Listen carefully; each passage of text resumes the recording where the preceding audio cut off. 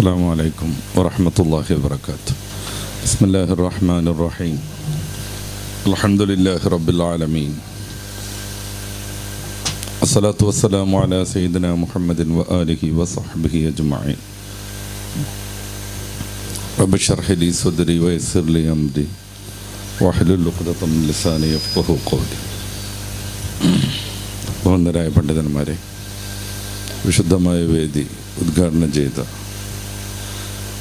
നമ്മുടെ പഞ്ചായത്ത് പ്രസിഡന്റ് അവർകളെ, ഈ വേദിയിലേക്ക് എത്തിച്ചേർന്ന സഹോദരന്മാരെ, രക്ഷിതാക്കളെ, ഇതുപോലെയുള്ള ഏത് ആത്മീയ വേദികളുടെയും നിറസാന്നിധ്യങ്ങളായ ഉമ്മമാരെ, സഹോദരിമാരെ,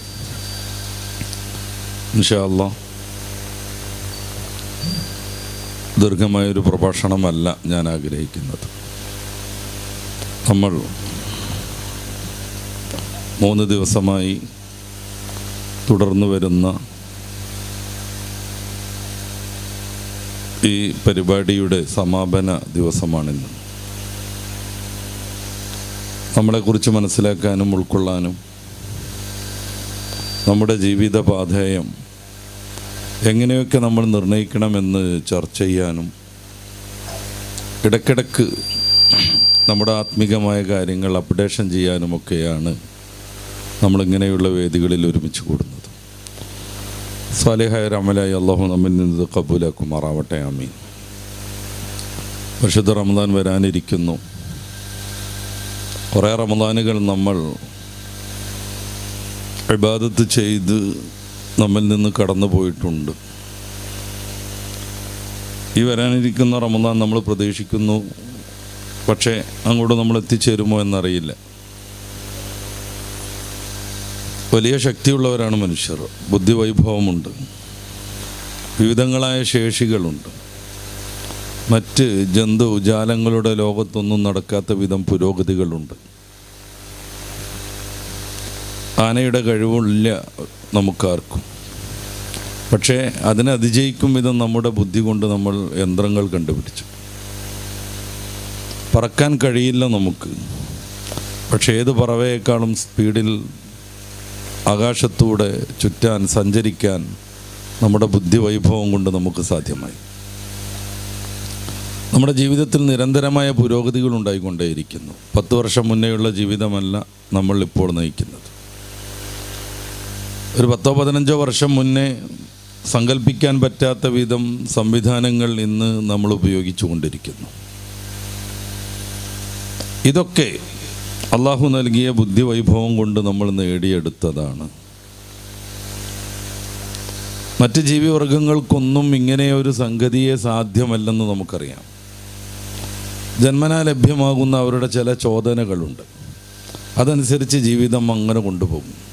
ഏതോ ഒരു സമയത്ത് ജീവിതം അവസാനിക്കുകയും ചെയ്യും. അതിനിടയ്ക്ക് അവരുടെ ജീവിത വ്യവസ്ഥയിൽ ഒരു മാറ്റവും വരുത്താൻ അവർക്ക് സാധ്യമല്ല. വളരെ ലളിതമായി നമ്മൾ ആലോചിച്ച് നോക്കുക. ഒരു സംയുക്തമായ ഭക്ഷണം പോലും മറ്റ് ജീവിവർഗങ്ങൾക്ക് പ്രാപ്യമേ അല്ല. സംയുക്ത ഭക്ഷണം. പുല്ല് തിന്നുകൊണ്ടിരിക്കുന്ന ആടിന് ആ പുല്ലിനോടൊപ്പം ഒരു ചമ്മന്തി കൂട്ടാമെന്ന് ഇതുവരെ തോന്നിയിട്ടില്ല. സാധ്യവുമല്ല. ഏത് വർഗവും അങ്ങനെയാണ്. നമ്മളാണെങ്കിലോ നിരന്തരമായ പരീക്ഷണം കൊണ്ട് നമ്മുടെ ജീവിതത്തെ നമ്മൾ അപ്ഡേഷൻ ചെയ്തുകൊണ്ടിരിക്കുന്നു. പണ്ട് ഒരാളെ കൊല്ലണമെങ്കിൽ വളരെ കുറഞ്ഞ മാർഗങ്ങളേ ഉള്ളൂ. ഇന്ന് പക്ഷേ ആധുനികമായ കുറേ സംവിധാനങ്ങളുണ്ട്.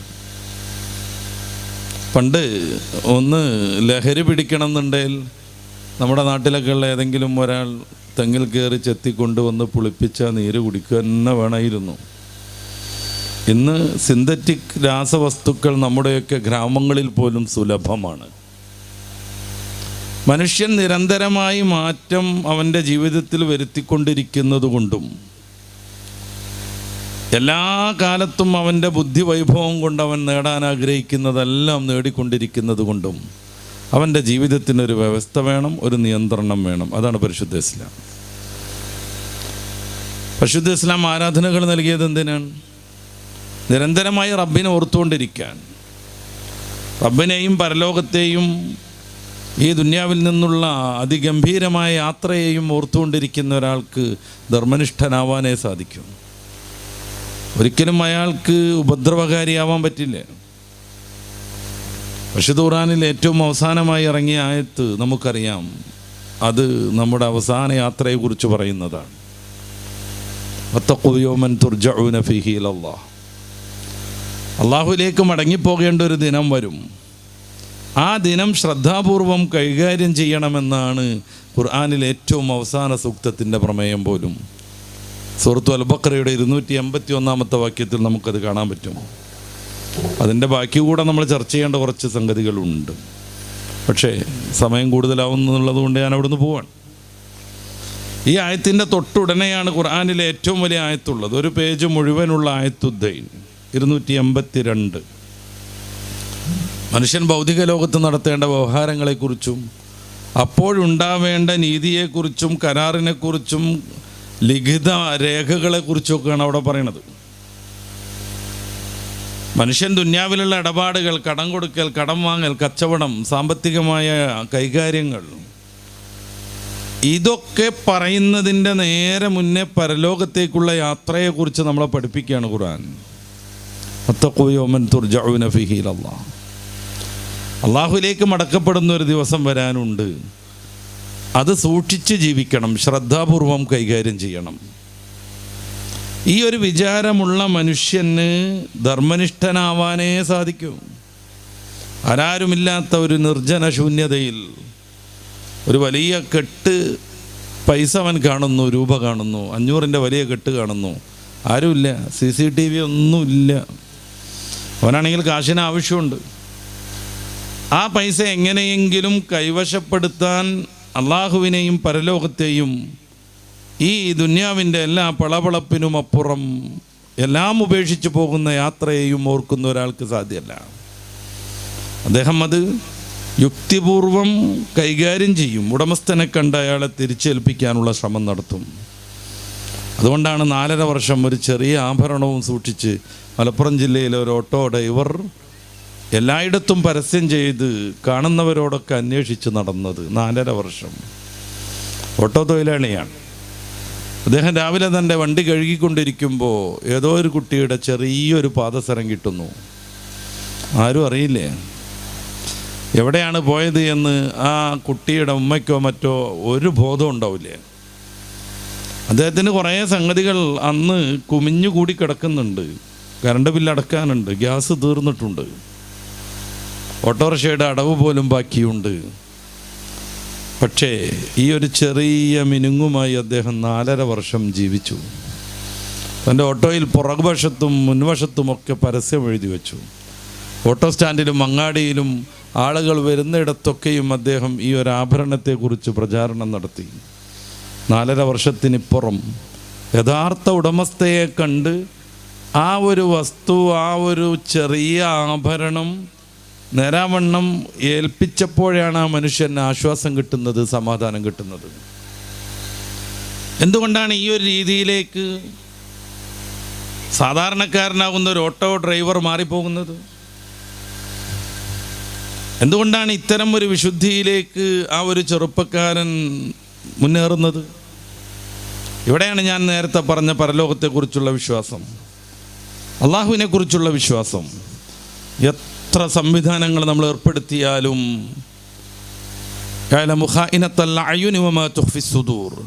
ഹൃദയത്തിൻ്റെ ഉള്ളിലുള്ള ചെറിയ ചെറിയ ചിന്തകൾ മുതൽ കണ്ണുകൊണ്ട് സ്വകാര്യമായി നമ്മൾ കാണുന്നത് വരെ റബ്ബിനറിയാം എന്ന ബോധം. റഖീബുൻ അതീദും രേഖപ്പെടുത്താതെ ഒരു പ്രവൃത്തിയും എനിക്ക് ചെയ്യാൻ പറ്റില്ലെന്ന വിചാരം ആ ചെറുപ്പക്കാരനെ നീതിനിഷ്ഠനാക്കുന്നു. 4.5 വർഷമെന്ന ലോങ് പീരീഡ് ഈ ഒരു ചെറിയ ആഭരണവുമായി ആ ചെറുപ്പക്കാരൻ ചുറ്റിക്കറങ്ങുന്നു ഉടമസ്ഥനെ കാണാൻ. അതുകൊണ്ടാണ് കേരളത്തിലെ ഏറ്റവും പ്രസിദ്ധനായ ഓങ്കോളജിസ്റ്റ്, ക്യാൻസർ രോഗ വിദഗ്ധൻ ഡോക്ടർ VP ഗംഗാധരൻ അദ്ദേഹത്തിൻ്റെ ക്യാൻസർ രോഗികളുമായുള്ള ചികിത്സാനുഭവങ്ങളെക്കുറിച്ച് പറയുന്ന ജീവിതം ഒരു അത്ഭുതം എന്ന പുസ്തകത്തിൽ രക്ഷപ്പെട്ട കുറേ ആളുകളെ പരിചയപ്പെടുത്തുന്നുണ്ട്. ആ പരിചയപ്പെടുത്തുന്നതെല്ലാം വിശ്വാസികളായിരുന്നു. ഇനിയൊരു രക്ഷയില്ല, വീട്ടിലേക്ക് കൊണ്ടുപോയിക്കോളൂ, രാവിലെ ആകുമ്പോഴേക്കും മരണപ്പെടുമെന്ന് അടയാറിലെ എല്ലാ ഡോക്ടർമാരും ഒന്നിച്ച് വിധി എഴുതിയ നൈസാം അലി ഡോക്ടർ ഗംഗാധരനെ നോമ്പ് തുറക്ക് ക്ഷണിക്കാൻ വേണ്ടി വരുന്ന തൻ്റെ ഭാര്യയോടൊപ്പം ഗംഗാധരൻ്റെ വീട്ടിലേക്ക് എത്തുന്ന രംഗം പറഞ്ഞുകൊണ്ടാണ് അതിൽ അവസാനത്തെ അധ്യായം ആരംഭിക്കുന്നത്. ഇനിയൊരു രക്ഷയില്ല, നേരം വെളുക്കുമ്പോഴേക്കും മരിച്ചു പോയിരിക്കും. മാരകമായ ക്യാൻസർ പിടിപെട്ടിട്ടും വളരെ സന്തോഷവാനായി ജീവിച്ച ബഷീറിനെ കുറിച്ച് പറയുന്നുണ്ട് അദ്ദേഹം. ആലുവക്കാരൻ, നിങ്ങളെ പരിസരത്തുള്ളയാൾ, വലിയ ദരിദ്രനാണ്. അദ്ദേഹത്തിന് ആലുവയിൽ നിന്ന് തിരുവനന്തപുരം RCCയിലേക്ക് ബസ്സിലോ കാറിലോ പോകാൻ കാശില്ല. അരിവണ്ടി കാത്തിരിക്കും. കീമോതെറാപ്പി തെറ്റിക്കാനേ പാടില്ല, കൃത്യമായി അത് ചെയ്തിരിക്കണം. ബഷീർ പലപ്പോഴും കീമോതെറാപ്പി ലംഘിക്കും. ഡോക്ടർ അദ്ദേഹത്തോട് ഇത്തിരി ഗൗരവത്തിൽ സംസാരിക്കും. പക്ഷേ ഏത് ശകാരത്തെയും പുഞ്ചിരിച്ചുകൊണ്ട് നേരിടുന്ന ബഷീർ ഡോക്ടറോട് വളരെ വളരെ അക്ഷോഭ്യനായി പറയും, ഞാനെന്ത് ചെയ്യാനാ, അരിവണ്ടി വരണ്ടേ എന്ന്. ഈ ബഷീറിനെ ചികിത്സക്കിടയ്ക്ക് ഒരു ദിവസം കാണാനില്ലേ. അതങ്ങനെ ആഴ്ചകളായി.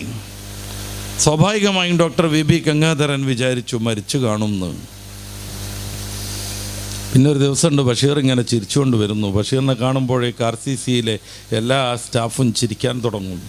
രോഗികളെല്ലാം തൽക്കാലത്തേക്ക് അവരുടെ ദുഃഖം മറക്കും. ബഷീർ അവരൊക്കെ ചിരിപ്പിച്ചുകൊണ്ടാണ് വാർഡിലൂടെ നടക്കുക. തന്നെ കാർന്നു തിന്നുന്ന ക്യാൻസർ എന്ന രാക്ഷസ രോഗത്തെ ബഷീർ മൈൻഡ് ചെയ്യുന്നേയില്ല. അപ്പോഴേക്കും മെഴുകുതിരിയെപ്പോലെ സ്വയം ഉരുകുമ്പോഴും മറ്റുള്ളവരെ സന്തോഷിപ്പിക്കാൻ വേണ്ടി ബഷീർ കഠിനാധ്വാനം ചെയ്യും.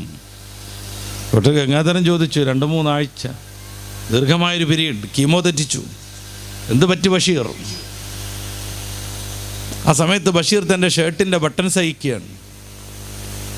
ഇവിടം മുതൽ അടിവരെ പൊളിച്ച് അടയാളം കാണിച്ചു കൊടുക്കുകയാണ്. സാർ, എനിക്ക് അതിനിടയ്ക്കൊരു ഹാർട്ട് അറ്റാക്ക് വന്നു, ബൈപ്പാസ് ചെയ്യേണ്ടി വന്നു എന്ന് പറയാണ്. ക്യാൻസർ രോഗത്തിന് കീമോ നടത്തുമ്പോൾ മാരകമായ അറ്റാക്ക് വന്നിട്ട് ബൈപ്പാസ് ചെയ്യേണ്ടി വരുന്ന ആലുവക്കാരൻ ബഷീർ. ഗംഗാധരൻ പിന്നെയും പറയുന്നുണ്ട്, ഞാൻ കീമോ റീസ്റ്റാർട്ട് ചെയ്തു. അങ്ങനെ ചികിത്സയുമായി മുന്നേറുമ്പോൾ ബഷീറിനെ കാണാനില്ല. എന്തായാലും മരിച്ചു കാണുമെന്ന് ഗംഗാധരൻ വിചാരിച്ചു. പക്ഷേ 1-1.5 ആഴ്ച കഴിഞ്ഞപ്പോൾ ചിരിച്ചുകൊണ്ട് ബഷീർ വന്നു. അദ്ദേഹം ചോദിക്കുന്നുണ്ട്, എന്തു പറ്റി? ഇന്ന് ബഷീർ വേറൊരു ആവശ്യം ഉന്നയിച്ചു, സാർ വഴക്ക് പറയില്ലെന്ന് ഉറപ്പ് തരണം. ഗതികേട് കൊണ്ട് ഗംഗാധരൻ സമ്മതിച്ചു, വഴക്ക് പറയില്ല. അവിടെയുള്ള സിസ്റ്റേഴ്സിനെയും ആശുപത്രി സ്റ്റാഫിനെയും സാക്ഷി നിർത്തിയിട്ട് വഴക്ക് പറയില്ലെന്ന് ഉറപ്പ് മേടിച്ചതിന് ശേഷം ബഷീർ പറഞ്ഞു, നമ്മളൊരു കല്യാണം കൂടി കഴിച്ചു, നമുക്കും വേണ്ട ഒരു സന്തോഷം. നമ്മളൊരു പെണ്ണ് കൂടെ കെട്ടി, നമുക്കും വേണ്ട ഒരു സന്തോഷം. 2 പെണ്ണ് കെട്ടിയിരിക്കണമെന്നോ കെട്ടണമെന്നോ പറയാനല്ല ഞാൻ ഈ കഥ ഉദ്ധരിക്കുന്നത്. ക്യാൻസർ പിടിച്ച് കീമോ നടത്തുമ്പോൾ വലിയ അറ്റാക്ക് വന്നിട്ട് ബൈപ്പാസ് നടത്തി ആലുവയിൽ നിന്ന് തിരുവനന്തപുരം വരെ ബസ്സിന് കാശ് കൊടുക്കാനില്ലാത്തത് കൊണ്ട് അരിവണ്ടി കാത്തിരിക്കുന്ന ബഷീറിന് ഈ ജീവിതത്തോട് എന്തൊരു വലിയ പ്രതീക്ഷയാണ്.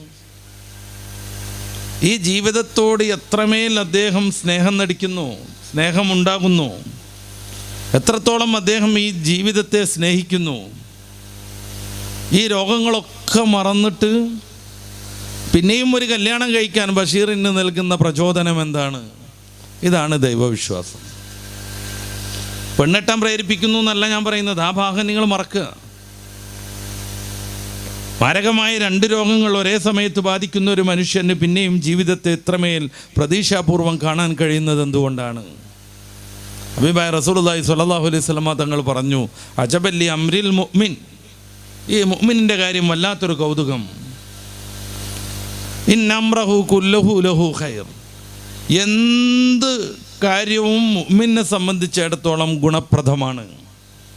അവിടുന്ന് വിശദീകരിക്കുന്നുണ്ട്, ഇന്നസാബത്തുഹു സറാ, നല്ല സന്തോഷമുള്ള എന്തെങ്കിലും ഒരു സംഗതി മുഅ്മിനുണ്ടായി, മുഅ്മിനിൻ്റെ മോൻ പരീക്ഷയിൽ പാസ്സായി, മുഅ്മിനിൻ്റെ ഒരു മകന് ഗൾഫിൽ നല്ല ജോലി ലഭിച്ചു.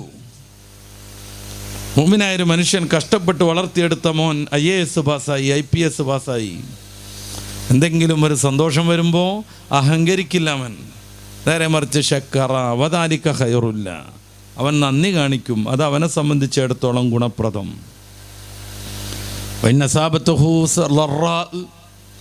മുഅ്മിനായ മനുഷ്യന് എന്തെങ്കിലും പ്രതിസന്ധി ബാധിച്ചാൽ, കച്ചവടം ഫ്ലാറ്റായാൽ, മകൻ പരീക്ഷയിൽ തോറ്റാൽ, തൻ്റെ പ്രിയതമക്ക് എന്തെങ്കിലും ഒരു പ്രയാസകരമായ രോഗം വന്നാൽ അവൻ പൊറുതികേട് കാണിക്കില്ല.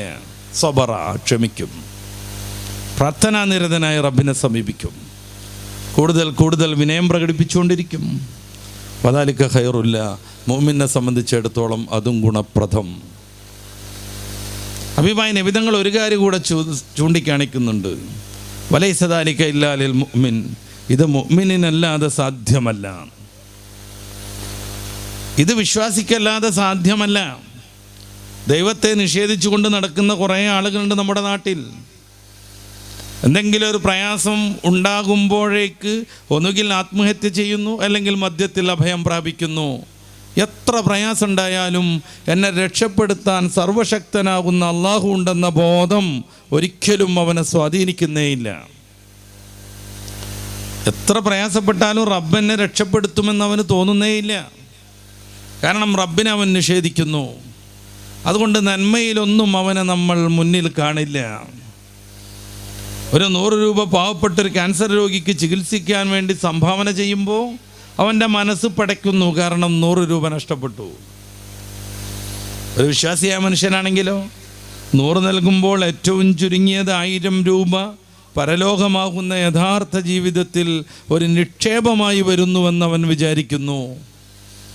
ലിക്കുല്ലി ഹസനത്തിൻ അശറു അംസാലിഹ, ഏത് നന്മക്കും 10 ഇരട്ടിയെങ്കിലും പ്രതിഫലമുണ്ട്. സൂറത്തുർ റഹ്മാനിൻ്റെ 60-ാമത്തെ വചനം നമുക്കറിയാം. വഹൽ ജസാഉൽ ഇഹ്സാനി ഇല്ലൽ ഇഹ്സാൻ, നന്മയുടെ പ്രതിഫലം നന്മയല്ലാതാകുമോ എന്ന്. ഗംഭീരമായൊരു ചോദ്യമാണത്. നന്മയുടെ പ്രതിഫലം നന്മയല്ലാതാകുമോ എന്ന്.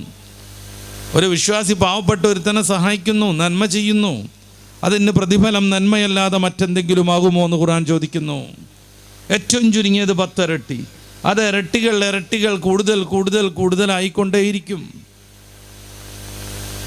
ഏറ്റവും മനോഹരമായ ഒരു ആദർശത്തിലെത്തിയ നമ്മൾ അള്ളാഹുവിനെ അവിഷയത്തിൽ തന്നെ സ്തുതിച്ചുകൊണ്ടിരിക്കുക. നേരത്തെ ഞാൻ പറഞ്ഞു, മുഅ്മിനായ മനുഷ്യന് വല്ല പ്രയാസവും പ്രതിസന്ധിയും ഉണ്ടെങ്കിൽ അവൻ അള്ളാഹുവിലേക്ക് മടങ്ങുന്നു.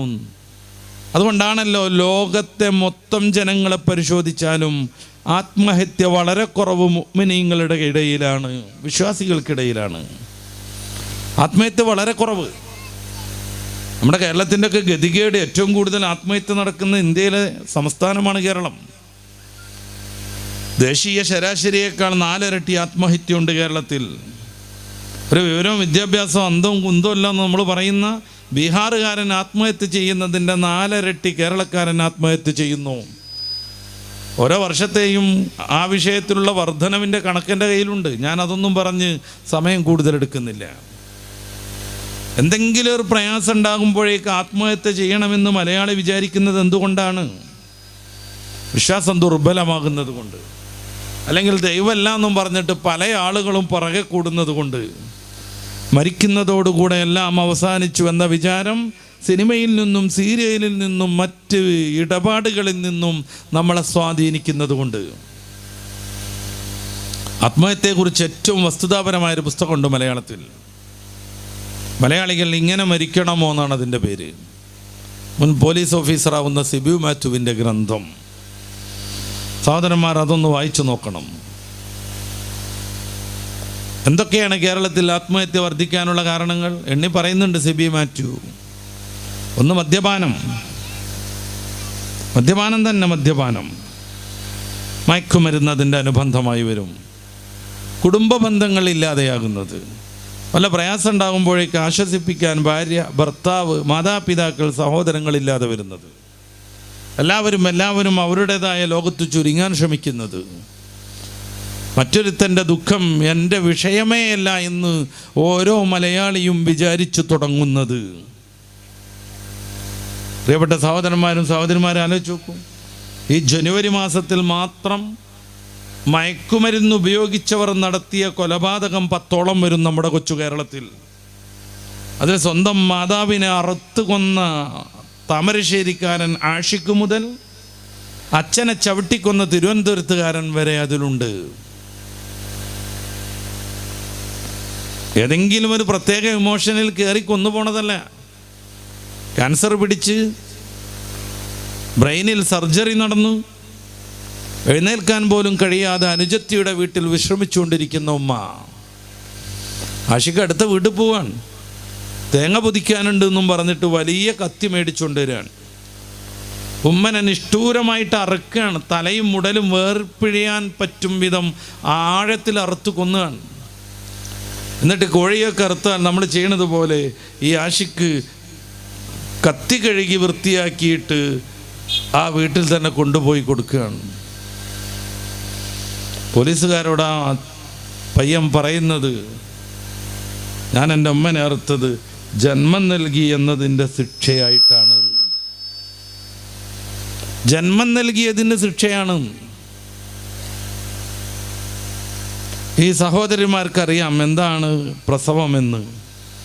അവരുടെ അനുഭവമാണത്. നമ്മളെപ്പോലെ കേട്ട പരിചയമല്ല, അവരുടെ അനുഭവമാണിത്. ശാസ്ത്രരംഗത്ത് തർക്കമുണ്ടെങ്കിലും വേദനയുടെ മാപ്പിനിയായിട്ട് ഡെൽ എന്ന് പറയുന്ന ഒരു മാനദണ്ഡം വയ്ക്കാറുണ്ട്. അങ്ങനെ ഒരു മാനദണ്ഡം കൊണ്ട് വേദനയെ കണക്കാക്കാൻ പറ്റുമോ എന്ന് ശാസ്ത്രരംഗത്ത് ചില തർക്കങ്ങളുണ്ട്. ഈ മാനദണ്ഡം അംഗീകരിക്കുന്നവരുടെ അഭിപ്രായമെടുത്ത് നമുക്ക് പറയാം, ഒരു പെണ്ണ് പ്രസവിക്കുമ്പോഴേക്ക് 50 ഇടൽ വേദന സഹിക്കണം. അതിൻ്റെ സീരിയസ്നെസ് മനസ്സിലാക്കണമെങ്കിൽ മറ്റൊരു കണക്ക് കൂടെ അറിയണം. നല്ല ആരോഗ്യമുള്ളൊരു ആണിന്, ചെറുപ്പക്കാരന് 45 ഇടൽ വേദന സഹിക്കാൻ പറ്റില്ല, അവൻ ബോധം കെട്ടുപോകും. ഞാനത് വിശദീകരിക്കില്ല, നമുക്ക് സമയത്തിനൊരു പരിധിയുണ്ടല്ലോ. ഉമ്മനെ എതിർക്കുന്നവർ കാണും നമ്മുടെയൊക്കെ ഇടയിൽ, പിതാവിനെ മാനിക്കാത്തവർ കാണും, ഉമ്മയും ഉപ്പയും പറയുന്നത് കേൾക്കാതെ അവർ താന്തോന്നികളായി ജീവിക്കുന്നവർ കാണും.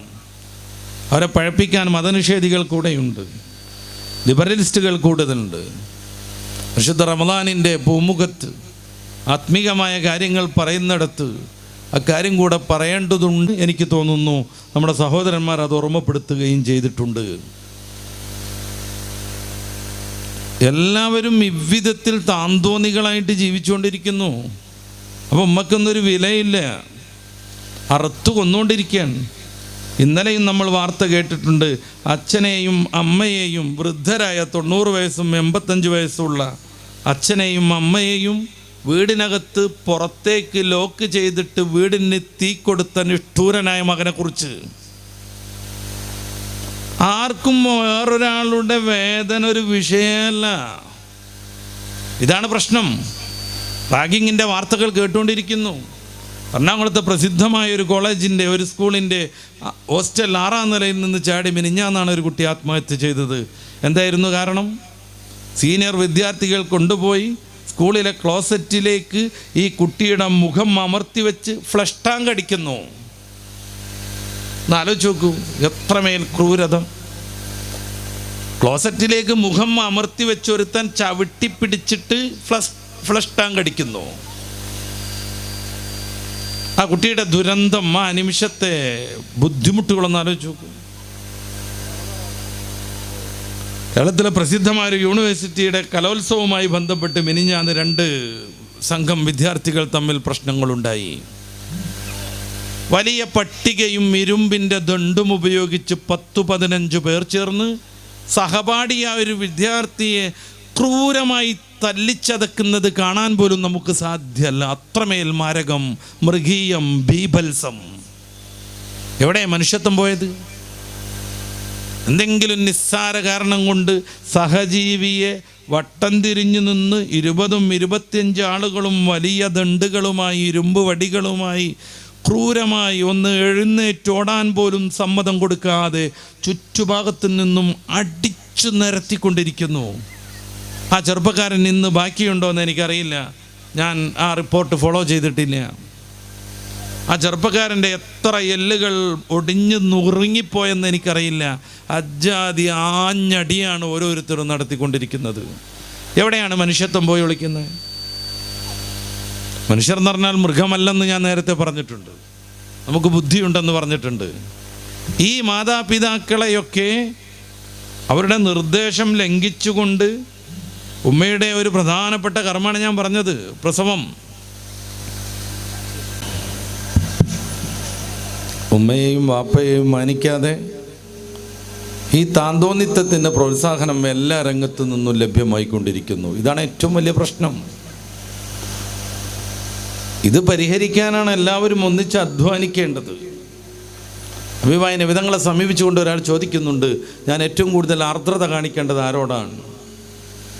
സല്ലല്ലാഹു അലൈഹി വസല്ലം തങ്ങൾ ഈ സ്ത്രീ സമൂഹത്തിന് ജീവിക്കാൻ അവകാശം നേടിക്കൊടുത്ത നായകൻ, സ്ത്രീ സമൂഹത്തിന് അനന്തരാവകാശത്തിൽ വിഹിതം നൽകിയ ലോക ചരിത്രത്തെ ഒന്നാമൻ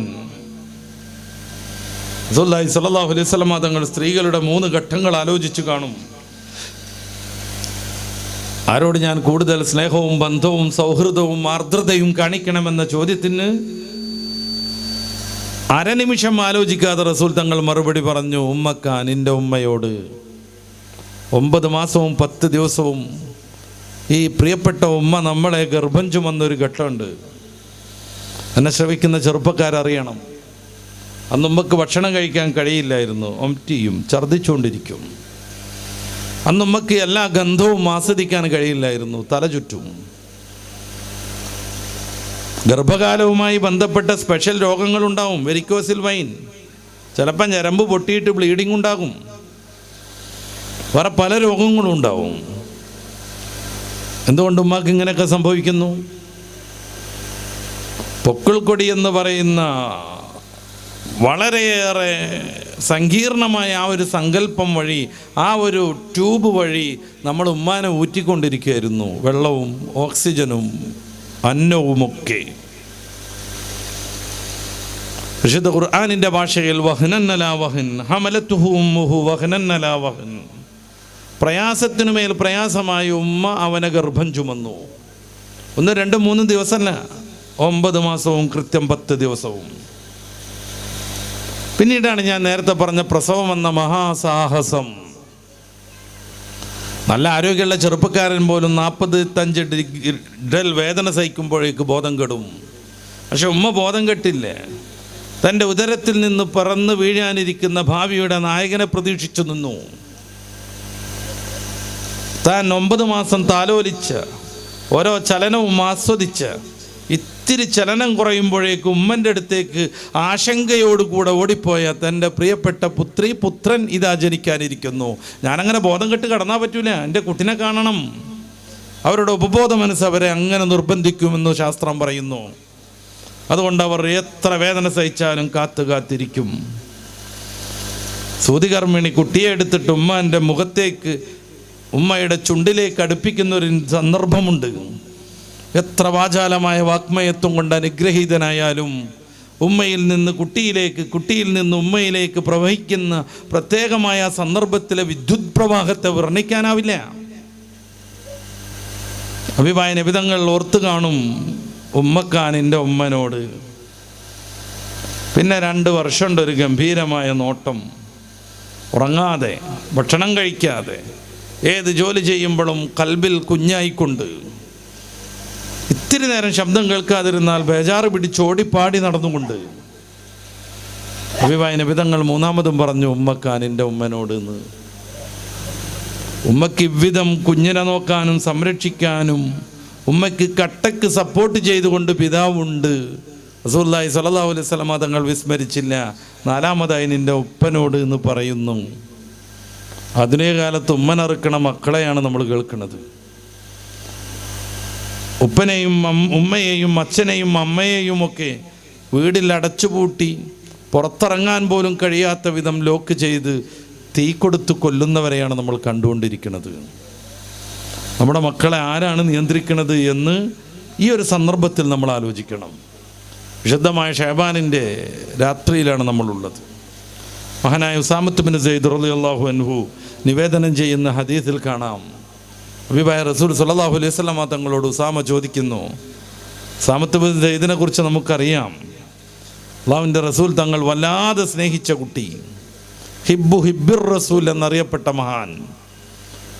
റസൂലുള്ളാഹി സ്വല്ലല്ലാഹു അലൈഹി വസല്ലം തൻ്റെ ഒരു കാലിൽ ഉസാമയെയും മറുകാലിൽ സുന്ദരനും സുമുഖനും സ്വർണത്തിൻ്റെ കളറുള്ള ഉന്നത കുലജാതനുമായ ഹസൻ ഹുസൈൻ റളിയല്ലാഹു അൻഹുമ അവരിൽ ഒരാളെയും എടുത്ത് ലാളിക്കുമ്പോൾ ആയിഷ ബീവിയൊക്കെ ചിലപ്പോൾ ചോദിക്കാറുണ്ട്, കറുകറുത്ത നീഗ്രോ വംശജനായിരുന്നു ഉസാമ.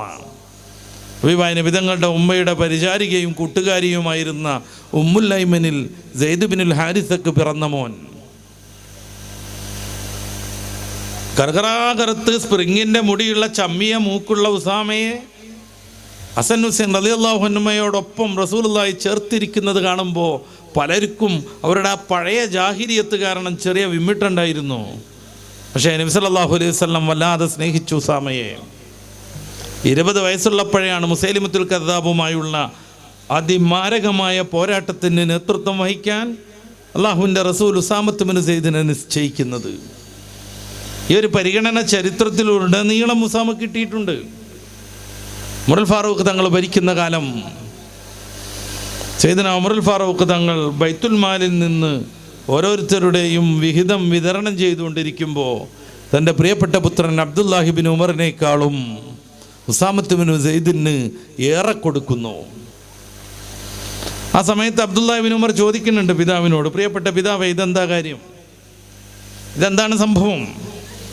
അദ്ദേഹം പറയുന്നൊരു വാചകമുണ്ട്, എൻ്റെ പിതാവാകുന്ന അങ്ങേക്ക് അള്ളാഹുവിൻ്റെ റസൂലിൻ്റെ അടുത്ത് ഉള്ളതിനപ്പുറം ഒരു സ്ഥാനം ഉസാമയുടെ പിതാവാകുന്ന സെയ്ദ് ബിനുൽ ഹാരിസക്കുള്ളതായിട്ട് എനിക്കറിവില്ല.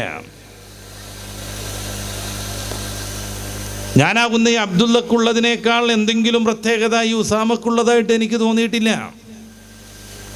പിന്നെ എന്തുകൊണ്ടാണ് ഉസാമയ്ക്ക് എന്നേക്കാൾ കൂടുതൽ നൽകുന്നത്?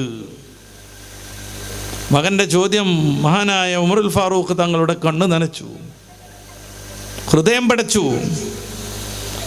ചുണ്ട് വിങ്ങിക്കൊണ്ട് തലതാഴ്ത്തിയിരുന്നു സയ്യിദുനാ ഉമറുൽ ഫാറൂഖ് തങ്ങൾ. ഇത്തിരി നേരം കഴിഞ്ഞിട്ട് രണ്ടുപേരുടെയും മുഖത്ത് നോക്കിയിട്ട് തൻ്റെ പ്രിയപ്പെട്ട പുത്രൻ അബ്ദുല്ലാഹി ബിൻ ഉമറിനെ അടുത്ത് വിളിച്ചിട്ട് അള്ളാഹിൻ്റെ റസൂലിൻ്റെ ആ കാലത്തുള്ള സ്നേഹനിർഭരമായ ജീവിതം ഓർത്ത് പൊട്ടിക്കരഞ്ഞുകൊണ്ട് മഹാനായ ഉമറുൽ ഫാറൂഖ് തങ്ങൾ പ്രഖ്യാപിച്ചു, എടാ മോനെ അബ്ദുള്ള, നിന്റെ പിതാവാകുന്ന എന്നേക്കാൾ അള്ളാഹുവിൻ്റെ റസൂലിന് ഉസാമയുടെ പിതാവാകുന്ന സെയ്ദിനെ ഇഷ്ടമായിരുന്നു. മോനെ, നിന്നേക്കാൾ അള്ളാഹുവിൻ്റെ റസൂലിന് ഈ ഉസാമയെ ഇഷ്ടമായിരുന്നു. ഇതിനപ്പുറം മറ്റൊരു യോഗ്യതയും പരിഗണിക്കേണ്ട കാര്യം ഉമറിനില്ല. അതുകൊണ്ട് ഞാൻ ധാരാളം നൽകിയിരിക്കുന്നു. അള്ളാഹിൻ്റെ റസൂലിൻ്റെ സ്നേഹത്തെ സഹാബാക്കിറാം പിന്നെയും പിന്നെയും പരിഗണിച്ചു. റസൂലുള്ളാഹി സ്വല്ലല്ലാഹു അലൈഹി വസല്ലമ തങ്ങളും ഉസാമത്ത് ബിൻ സെയ്ദും തമ്മിലുള്ള ബന്ധം ഇത്രമേൽ ഞാൻ വർണ്ണിക്കുന്നത് എന്തിനാണ്? ഈ ഉസാമ നിവേദനം ചെയ്യുന്നു, അള്ളാഹിൻ്റെ റസൂലിനോട് പോയിട്ട് അദ്ദേഹം ചോദിക്കുകയാണ്, മറ്റു മാസങ്ങളിൽ നോമ്പെടുക്കുന്നതിനേക്കാൾ കൂടുതൽ നോമ്പ് അങ്ങ് ശഅബാൻ മാസത്തിൽ എടുക്കുന്നത് കാണുന്നുവല്ലോ, എന്താ പ്രശ്നം എന്ന്. ഏതോ ഒരു സഹാബി എപ്പോഴോ വന്നിട്ട് നബിയെ കണ്ട് പറഞ്ഞതല്ലെന്നർത്ഥം. നബിയുടെ മടിയിലിരുന്ന് വളർന്ന ഉസാമ, റസൂൽ തങ്ങളോടൊപ്പം മിക്ക സമയത്തും ഉണ്ടായിരുന്ന ഉസാമ ചോദിക്കുകയാണ്, അല്ല നബി, എന്താ അങ്ങ് കൂടുതൽ നോമ്പ് ഈ ശഅബാനിൽ വർദ്ധിപ്പിക്കുന്നു? അല്ലാഹുവിൻ്റെ റസൂൽ സല്ലല്ലാഹു അലൈഹി വസല്ലമ തങ്ങൾ പറഞ്ഞു കൊടുത്തു, മോനെ, റജബ് എന്ന മഹത്തമായ മാസത്തിൻ്റെയും റമദാൻ എന്ന ഗംഭീരമായ മാസത്തിൻ്റെയും ഇടയിൽ മിക്ക ജനങ്ങളും അശ്രദ്ധവാന്മാരാകുന്ന ഒരു മാസമാണ് ശഅബാൻ. ഈ മാസത്തിലാണ് അമലുകൾ ഉയർത്തപ്പെടുന്നത്. തൽസമയത്ത് എൻ്റെ അമലുകൾ ഉയർത്തുമ്പോൾ നോമ്പുകാരനായിരിക്കണമെന്ന് ഞാൻ ആഗ്രഹിക്കുന്നു. നമ്മൾ റമദാനിൻ്റെ ആമുഖമായാണ് ഇങ്ങനെ ഒരു സംഗമം നടത്തുന്നത്.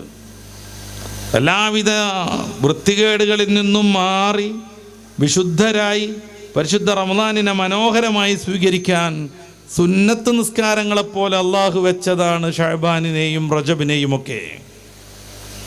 ഫർളായ നിസ്കാരത്തിൻ്റെ മുന്നേ നമ്മൾ സുന്നത്ത് നിസ്കരിക്കും, അള്ളാഹുവിനോട് അടുക്കും, പിന്നെയും സുജൂദിൽ പോകും. അങ്ങനെ സുന്നത്ത് നിസ്കരിച്ച് മനസ്സിങ്ങനെ പദം വന്ന് നിൽക്കുമ്പോൾ നമ്മൾ ഫർള് നിസ്കാരത്തിലേക്ക് പ്രവേശിക്കും. ഇപ്രകാരം റജബിലും ശഅബാനിലും നമ്മൾ മെല്ലെ മെല്ലെ നോമ്പെടുത്ത് സാധാരണയേക്കാൾ നോമ്പ് വർദ്ധിപ്പിച്ച്, പരിശുദ്ധ റമദാൻ എന്ന് പറഞ്ഞാൽ ഒരു പ്രയാസത്തിൻ്റെ മാസം തോന്നാതിരിക്കാനെന്ന് ഇബ്നു റജബുൽ ഹംബലി വിശദീകരിക്കുന്നുണ്ട്. പരിശുദ്ധ റമദാൻ എന്ന് പറഞ്ഞാൽ മുഴുവൻ പട്ടിണിയായിട്ടുള്ളൊരു മാസം. റമദാനിൽ മാത്രമല്ല പട്ടിണിയുള്ളത്, ഷഅബാനിലുണ്ട്, റജബിലുമുണ്ട്. ഇത് കഴിഞ്ഞാൽ പിറകെ സുന്നത്ത് നിസ്കരിക്കുന്നത് പോലെ ഷവ്വാലിലുമുണ്ട്. അപ്പം ജനങ്ങൾ അശ്രദ്ധരാവാൻ ഏറെ സാധ്യതയുള്ളൊരു മാസമാണ് ഷഅബാൻ. അതുകൊണ്ട് ഞാൻ ധാരാളമായി നോമ്പെടുക്കുന്നു. നേരത്തെ പറഞ്ഞ വിഷയങ്ങളിലേക്ക് തന്നെ ഞാൻ കടന്നു വരും. അള്ളാഹു നമ്മെ നന്നാക്കിയെടുക്കാൻ ഇത്തരം ചില സന്ദർഭങ്ങൾ നൽകും. ആ ഒരു ഷഅബാനിലാണ് നമ്മുടെ സംഗമം. ഷഅബാനിൽ എത്ര അനവധിയായ നിയമങ്ങളാണ് ഇസ്ലാമിൽ ഉണ്ടായിത്തീർന്നത്. ഫിത്ർ സക്കാത്ത് നിർബന്ധമാകുന്നത് ഷഅബാനിലാണ്. അത് സംബന്ധമായ ആയത്തിറങ്ങുന്നത്, കൽപ്പന വരുന്നത് ഷഅബാനിലാണ്. പൊതുവെയുള്ള സക്കാത്ത് നിർബന്ധമാണെന്ന കൽപ്പന വരുന്നതും ഷഅബാനിലാണ്. പരിശുദ്ധ റമദാനിൽ നോമ്പ് നിർബന്ധമാണെന്ന കൽപ്പന വരുന്നത് ഷഅബാനിലാണ്. ഹബീബായ നബി തങ്ങളുടെ മേലിൽ സ്വലാത്ത് ചൊല്ലൽ നിർബന്ധമാണെന്ന് പറയുന്ന സൂറത്തുൽ അഹ്സാബിലെ 56-ാമത്തെ വചനം, ഇന്നല്ലാഹ വ മലായികതഹു യുസല്ലൂന അലൻ നബി, ഇത് അവതരിക്കുന്നത് ഷഅബാൻ 15-നാണ്. അതുകൊണ്ടാണ് അള്ളാഹുവിൻ്റെ റസൂൽ പറഞ്ഞത് ഷഅബാൻ എൻ്റെ മാസമാണ്, റജബ് അള്ളാഹുവിൻ്റെ മാസം, റമളാൻ എൻ്റെ ഉമ്മത്തിങ്ങളുടെ മാസം. എന്നെ ശ്രവിക്കുന്ന ചെറുപ്പക്കാർ ഇതുവരെ മാതാവിനോടും പിതാവിനോടൊക്കെ വിദ്വേഷം വെച്ച് പുലർത്തിയിട്ടുണ്ടാവും. നമ്മുടെ കൂട്ടുകാരുടെ പ്രേരണക്കനുസരിച്ച് പലപ്പോഴും അവരെ ധിക്കരിച്ചിട്ടുണ്ടാകും. കൂട്ടുകാരോട് അമിത ബന്ധം പുലർത്തിയിട്ട് സഹോദരിയെയും സഹോദരനെയും മൈൻഡ് ചെയ്യാതിരിക്കുന്നുണ്ടാകും. എല്ലാം കഴുകിക്കളഞ്ഞ് പടച്ച റബ്ബിൻ്റെ മുന്നിലേക്ക് വിശുദ്ധിയോടുകൂടെ ചെല്ലാൻ പറ്റുന്ന നല്ല സന്ദർഭത്തിലാണ് ഞാൻ ഈ സംസാരം നടത്തുന്നത്, നമ്മളോട് ഒരുമിച്ച് കൂടിയിട്ടുള്ളത്. നമ്മുടെ ജീവിതത്തിൻ്റെ ലക്ഷ്യത്തെ നമ്മൾ തിരിച്ചറിയുക. എന്തിനാ അള്ളാഹു നമുക്ക് ബുദ്ധിയും വിചാരമൊക്കെ തന്നെ? എന്തിനാ വിവേകം തന്നത്? എന്തിനാണ് പക്വത തന്നത്? എന്തിനാണ് ചിന്തിക്കാനുള്ള ശേഷി തന്നത്? നന്മയും തിന്മയും പഠിപ്പിക്കാൻ നമ്മിൽ നിന്നുള്ള പ്രവാചകന്മാരെ നിരന്തരമായി റബ്ബ് തആല നിയോഗിച്ചത് എന്തിനാണ്? ഒരക്ഷരം വായിച്ചാൽ 10 ഇരട്ടിയെങ്കിലും പ്രതിഫലം കിട്ടുന്ന പരിശുദ്ധമാം ഖുർആനു ശരീഫ് പടച്ച റബ്ബ് നമ്മുടെ മാനിഫെസ്റ്റോയായിട്ട് അവതരിപ്പിച്ചു തന്നത് എന്തിനാണ്? മനുഷ്യൻ അധമനാവരുത് എന്ന് കരുതിയിട്ട്, മനുഷ്യൻ അവൻ്റെ ലക്ഷ്യബോധത്തെ പ്രാപിക്കണമെന്ന് കരുതിയിട്ട്. സൂറത്തുൽ അഹ്സാബിൽ തന്നെയുള്ളൊരു വചനം നമ്മൾ പലപ്പോഴും ഓതുന്നുണ്ട്, വമിൻഹും മൻ ഖളാ നഹ്ബഹ്. സഹാബികളുടെ കൂട്ടത്തിൽ, മുഅ്മിനീങ്ങളുടെ കൂട്ടത്തിൽ അവരുടെ ജീവിത ലക്ഷ്യം പൂർണ്ണമായി നിർവഹിച്ചവരുണ്ട്. തൽഹത്ത് ബിൻ ഉബൈദല്ലാ റളിയല്ലാഹു അൻഹുവിനെ കുറിച്ച് അവതരിച്ച സൂക്തമാണിത്. അതിൻ്റെ തൊട്ടുടനെ റബ്ബ് പറയുന്നുണ്ട്, വമിൻഹും മൻ യന്തളിർ. അവരുടെ കൂട്ടത്തിൽ ജീവിത വിജയത്തെ പ്രാപിക്കാൻ വേണ്ടി കാത്തിരിക്കുന്നവരുമുണ്ട്. എന്തായിരിക്കണം നമ്മുടെ ജീവിത ലക്ഷ്യം? ഗൗരവത്തിൽ ആലോചിക്കേണ്ട ഒരു സംഗതിയാണിത്. വലിയ വലിയ മഹാന്മാരൊക്കെ ജീവിച്ചു പോയി. അവരാരും അധ്വാനിച്ചത് സ്വർഗം കിട്ടാൻ വേണ്ടിയല്ലായിരുന്നു. അവരെല്ലാവരും തെറ്റിൽ നിന്ന് മാറി നിന്നത് നരകത്തെ പേടിച്ചല്ലായിരുന്നു. വമാ മഖ്സൂദുഹും ജന്നാത്തു അദിൻ വലാ നൈലുൽ മഖാം. ഷാദുൽ റാത്തീബിൽ നമ്മൾ അങ്ങനെ ഒരു ബൈത്ത് ചൊല്ലാറുണ്ട്, വമാ മഖ്സൂദുഹും ജന്നാത്തു അദിൻ. പൂർവിക മഹാന്മാർ ഇബാദത്ത് കൊണ്ട് ജീവിതം ധന്യമാക്കിയതിൻ്റെ താല്പര്യം നിത്യതയുടെ സ്വർഗം കിട്ടണമെന്ന് കരുതിയല്ലായിരുന്നു. അള്ളാഹു നമുക്ക് ജീവിക്കാനുള്ള സമ്മതം തന്നു, ജീവിക്കാൻ പറ്റും വിധം ഈ ഭൂമിയെ പാകപ്പെടുത്തി തന്നു. നമുക്ക് ചന്ദ്രനിൽ ജീവിക്കാൻ പറ്റൂല. 12 വർഷമെടുത്ത് സൂര്യനെ ചുറ്റുന്ന വ്യാഴത്തിൽ നമുക്ക് ജീവിക്കാൻ കഴിയില്ല. ഓക്സിജൻ ഇല്ല, വെള്ളമില്ല. അള്ളാഹു നമുക്ക് ഭൂമിയെ അவ்விധം പാകപ്പെടുത്തി തന്നു. എല്ലാ വർഷവും ഡൽഹിയിൽ അന്തരീക്ഷ മാലിന്യം ഉണ്ടാവാറുണ്ട്, മലിനീകരണം ഉണ്ടാവാറുണ്ട്. ഹരിയാനയിലെ കർഷകർ കൃഷി കഴിഞ്ഞിട്ട് പാടം വൃത്തിയാക്കാൻ വേണ്ടി വേസ്റ്റുകൾക്കെല്ലാം തീ കൊടുക്കും. അതേ സമയത്ത് തന്നെ ദീപാവലി ആഘോഷം വരും, പടക്കം പൊട്ടും, പൊടികളെറിയും, കളർ പൊടികൾ വിതറും. ഇതെല്ലാം കൂടെ ആകുമ്പോൾ ഡൽഹിയുടെ അന്തരീക്ഷം മലിനമാകും.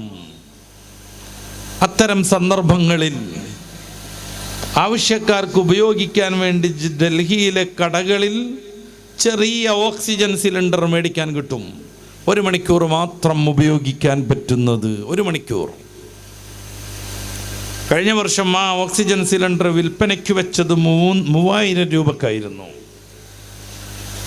1 മണിക്കൂർ ഉപയോഗിക്കാനുള്ള ഓക്സിജൻ്റെ വില 3000 ആണെങ്കിൽ 3000 × 24 ഒരു ദിവസം നമ്മൾ ഉപയോഗിക്കുന്ന ഓക്സിജൻ്റെ വിലയൊന്ന് കണക്ക് കൂട്ടി നോക്കുക. ആ ഭീമമായ സംഖ്യയോടെ ഒരു മാസത്തിൻ്റെ മൂല്യമാകുന്ന 30 ചേർത്ത് ഗുണിച്ച് നോക്കുക. ഒരു മാസം നമ്മൾ എത്ര ഓക്സിജൻ എടുക്കുന്നുവെന്നും അതിന് ശരിക്കും എത്ര രൂപ വില വരുന്നുവെന്നും നമുക്കപ്പോൾ മനസ്സിലാകും. അതിനൊരു 12 കൊണ്ട് ഗുണിച്ച് നോക്കുക, ഒരു വർഷത്തേക്ക് എത്ര ഉണ്ടാവുന്നു. നമ്മളൊക്കെ ജീവിച്ചത് എത്ര വർഷമാണ്, അതുമായിട്ട് ആ ഈ 12ൻ്റെ ഗുണിതത്തെ ഒന്ന് കൂട്ടി നോക്കുക. എൻ്റെ പ്രിയപ്പെട്ട സഹോദരന്മാരെ, നമ്മൾ എത്രമേൽ അധ്വാനിച്ചാലും ഒരു ജന്മം കൊണ്ട് നമുക്ക് നേടിയെടുക്കാൻ പറ്റാത്ത ഭീമമായൊരു സമ്പത്താണത്. എത്രമേൽ അധ്വാനിച്ചാലും 24 മണിക്കൂർ × 7 നമ്മൾ കാണാറുണ്ട് പരസ്യത്തിൽ. 24/7 നമ്മൾ അധ്വാനിച്ചാലും ഒരു ജീവിതം കൊണ്ട്, ഒരു പുരുഷായുസ് കൊണ്ട് നമുക്ക് സമ്പാദിക്കാൻ കഴിയാത്ത ഭീമമായൊരു തുകയാണത്. പക്ഷേ സൗജന്യമായി നമ്മൾ ഇതുവരെയും ഓക്സിജൻ ആസ്വദിച്ചിട്ടുണ്ട്. അതുകൊണ്ടാണ് സ്വർഗം കിട്ടണമെന്ന് അവർ വല്ലാതെ കൊതിക്കാത്ത കാര്യം. അള്ളാഹു കൽപ്പിച്ചത് ചെയ്യുക, അത്ര തന്നെ. സ്വർഗം അവൻ നൽകിയാൽ അതവൻ്റെ വലിയ ഔദാര്യം, നമ്മുടെ അവകാശമേ അല്ല. റാബിയത്തുൽ അദവിയ്യ റളിയല്ലാഹു അൻഹ, 4 പെൺകുട്ടികളിൽ 4ാമതായിരുന്നു അവർ. അടിമയായിട്ടായിരുന്നു ജീവിതം. രാവിലെ മുതൽ വൈകിട്ട് വരെയും യജമാനൻ പറഞ്ഞ ജോലികളെല്ലാം ചെയ്യണം. രാത്രി തനിക്ക് കിടന്നുറങ്ങാനുള്ള ചെറിയ അസൗകര്യങ്ങളുടെ റൂമിലിരുന്ന് പൊട്ടിക്കരഞ്ഞ് ഖുർആൻ ഓതി തഹജ്ജുദ് നിസ്കരിച്ച് പ്രാർത്ഥിച്ചുകൊണ്ടിരിക്കും. ചെറുപ്പത്തിൽ, നല്ല കുട്ടിയാവുമ്പോൾ. അടിമയാണ് താനും. ഒരു ദിവസം ഞെട്ടി ഉണർന്ന യജമാനൻ റാബിയയുടെ വീടിന് ആ ഒരു റൂമിനകത്തുനിന്ന് ചെറിയ വെളിച്ചം കണ്ടപ്പോൾ എന്ത് ചെയ്യുന്നു എന്നറിയാൻ വേണ്ടി പമ്മി ചെന്ന് നോക്കി. ആ സമയത്ത് റാബിയ റളിയല്ലാഹു അൻഹ നിസ്കരിച്ച് മുഖം പൊത്തി നിന്ന് പൊട്ടി തേങ്ങി കരയുന്നതാണ് കണ്ടത്. അദ്ദേഹം സൂക്ഷ്മമായി ശ്രദ്ധിച്ചു. എന്താണ് അവർ പറയണത്? റാബിയ റളിയല്ലാഹു അൻഹ പടച്ച റബ്ബിനോട് പറയുന്നത്, റബ്ബേ, നിനക്ക് കൂടുതൽ ആരാധന ചെയ്യാൻ എനിക്ക് ആഗ്രഹമുണ്ട്. ഇനിയും നിസ്കാരം വർദ്ധിപ്പിക്കാൻ എനിക്ക് മോഹമുണ്ട്. ഖുർആൻ ഓതിക്കൊണ്ടിരിക്കാൻ എനിക്ക് വലിയ താല്പര്യമുണ്ട്. പക്ഷേ എൻ്റെ യജമാനന് വേണ്ടി രാവിലെ മുതൽ വൈകിട്ട് വരെ കഠിനാധ്വാനം ചെയ്യണം ഞാൻ. അതിൻ്റെ ക്ഷീണം എനിക്ക് വല്ലാതെയുണ്ട്. ഏതാനും മണിക്കൂറുകളെങ്കിലും ഞാൻ കടന്നുറങ്ങിയിട്ടില്ലെങ്കിൽ പടച്ച റബ്ബേ, നാളെ എൻ്റെ യജമാനന് ജോലി ചെയ്ത് അദ്ദേഹത്തോട് നീതി കാണിക്കാൻ എനിക്ക് കഴിയാതെ വരും. അതുകൊണ്ട് എന്നോട് ക്ഷമിക്കണേ എന്നും പറഞ്ഞ് പൊട്ടിക്കരയാണ്. എത്ര മണിക്കൂർ നമ്മൾ ഉറങ്ങുന്നു എന്ന് ആലോചിച്ച് നോക്ക്. എത്ര മണിക്കൂർ നമ്മൾ ആവശ്യമില്ലാതെ മൊബൈലിലും മറ്റും കളയുന്നുവെന്ന് ആലോചിച്ച് നോക്ക്. അനാവശ്യമായ വീഡിയോസ് കണ്ട്, സിനിമ കണ്ട്, സീരിയൽ കണ്ട്, ഏതെങ്കിലും ആളുകൾ കാട്ടിക്കൂട്ടുന്ന വൃത്തികേടുകളെല്ലാം കണ്ട്, റീൽസിൽ നിന്ന് റീൽസിലേക്ക്, ഷോർട്സിൽ നിന്ന് ഷോർട്സിലേക്ക് എത്ര മണിക്കൂറുകൾ നമ്മൾ ചെലവഴിക്കുന്നുവെന്ന് പ്രിയപ്പെട്ട സഹോദരിമാരെ, ഉമ്മമാരെ, ചെറുപ്പക്കാരെ നമ്മൾ ആലോചിച്ച് നോക്കുക. റാബിയത്തുൽ അദവിയ്യ പറയാൻ 1-2 മണിക്കൂറെങ്കിലും ഉറങ്ങണ്ടേ? അല്ലെങ്കിൽ എനിക്ക് രാവിലെ ജോലി ചെയ്യാൻ പറ്റൂലല്ലോ. അതുകൊണ്ട് റബ്ബേ നീ ക്ഷമിക്കണം എന്ന്. പിറ്റേ ദിവസം ഉടമസ്ഥൻ ആ കുട്ടിയെ വിളിച്ചു. മോളെ, നിന്നെ ഞാൻ സ്വതന്ത്രയാക്കിയിരിക്കുന്നു. വേണമെങ്കിൽ ഇവിടെ നിന്നുകൊണ്ട് നിനക്ക് നിൻ്റെ ആരാധനയുമായി കൂടാം. ഒരു ജോലിയും ചെയ്യണ്ട. നിനക്കിഷ്ടം നിൻ്റെ കുടുംബത്തോട് ചേരാനാണെങ്കിൽ അങ്ങനെയുമാവാം. റാബിയത്തുൽ അദവിയ്യ റളിയല്ലാഹു അൻഹ തൻ്റെ കുടുംബത്തോടൊപ്പം നിൽക്കാൻ ആഗ്രഹിക്കുന്നു. പിന്നെ പഠനവുമായി മുന്നോട്ട് പോകുന്നു. ആരാധനകളിൽ വലിയ വർധനവ് വരുത്തുന്നു. നല്ല ആരോഗ്യമുള്ളൊരു മനുഷ്യന് 4 മണിക്കൂറൊക്കെ ധാരാളമാണ് ഉറങ്ങാൻ. നിങ്ങളെന്നെ അംഗീകരിക്കുമെന്ന് എനിക്കറിയില്ല. ഇമാം ഗസാലി തങ്ങൾ ഇഹ്യാ ഉലൂമുദ്ദീനിൽ പതിയെ കുറച്ച് കൊണ്ടുവന്നാൽ 1 മണിക്കൂർ ഉറങ്ങിയാൽ പോലും നമ്മുടെ ആരോഗ്യപരമായ വ്യവസ്ഥ സുന്ദരമായി നിലനിൽക്കുമെന്ന് സമർത്ഥിക്കുന്നുണ്ട്. നിങ്ങൾ അംഗീകരിക്കുമെന്ന് എനിക്കറിയില്ല. കോടമ്പഴ ഉസ്താദിൻ്റെ, നമ്മുടെ ഇർഫാൻ ഉസ്താദ് ഇവിടെ ഇരിക്കുന്നുണ്ട്, അവരുടെയൊക്കെ ഉസ്താദാകുന്ന കോടമ്പഴ ഉസ്താദിൻ്റെ ഉറക്കും സ്വപ്നവും എന്ന നല്ലൊരു പുസ്തകമുണ്ട്. അദ്ദേഹം അതിൽ ഇക്കാര്യം ഇമാമുന ഗസാലി തങ്ങൾ ഉദ്ധരിച്ചുകൊണ്ട് തെളിയിക്കുന്നത് കാണാം. സാന്ദർഭികമായൊരു കൗതുകം പറയാം. ഇന്നലെ 2-3 പ്രാവശ്യം എന്നെ കോടമ്പഴ ഉസ്താദ് വിളിച്ചിരിക്കണം. അപ്പോഴൊക്കെ ഞാൻ ഓരോ പ്രസംഗത്തിലും മറ്റുമാണ്. ഉസ്താദിൻ്റെ നമ്പറിൽ നിന്നല്ല, ഏതോ ഒരു എനിക്ക് പരിചയമില്ലാത്ത നമ്പർ. അതുകൊണ്ട് ഞാൻ തിരിച്ചു വിളിച്ചില്ല. അവർ അപരാധം ചെയ്തു, ഞാൻ തിരിച്ചു വിളിച്ചില്ല. പിന്നെ ഞാൻ എൻ്റെ ഒരു പ്രോഗ്രാമൊക്കെ കഴിഞ്ഞിട്ട് കാറിലിങ്ങനെ വീട്ടിലേക്ക് പോന്നുകൊണ്ടിരിക്കുമ്പോൾ രാത്രി 11:45 വീണ്ടും കോള് വരുന്നു. ആ സമയത്ത് ഫ്രീ ആണല്ലോ, ഡ്രൈവ് ചെയ്യല്ലേ, ഇഷ്ടം പോലെ സംസാരിക്കാം. ഞാൻ ഫോൺ എടുത്തു. ഉസ്താദിനോട് പറയാം, ഞാൻ 2-3 വട്ടം വിളിച്ചു, നിങ്ങളെ പ്രസംഗം കേട്ടത്. അപ്പോൾ എനിക്ക് മനസ്സിലായത് ബഹുമാന്യരായ ഉസ്താദാണ്. അങ്ങനെ എന്നെ വിളിച്ച കാര്യമൊക്കെ പറഞ്ഞു. ഞാൻ ഉസ്താദിനോട് പറഞ്ഞു, ഉസ്താദ് 11:45 ഉസ്താദ് ഉറങ്ങിയില്ലേ എന്ന് ചോദിച്ചു.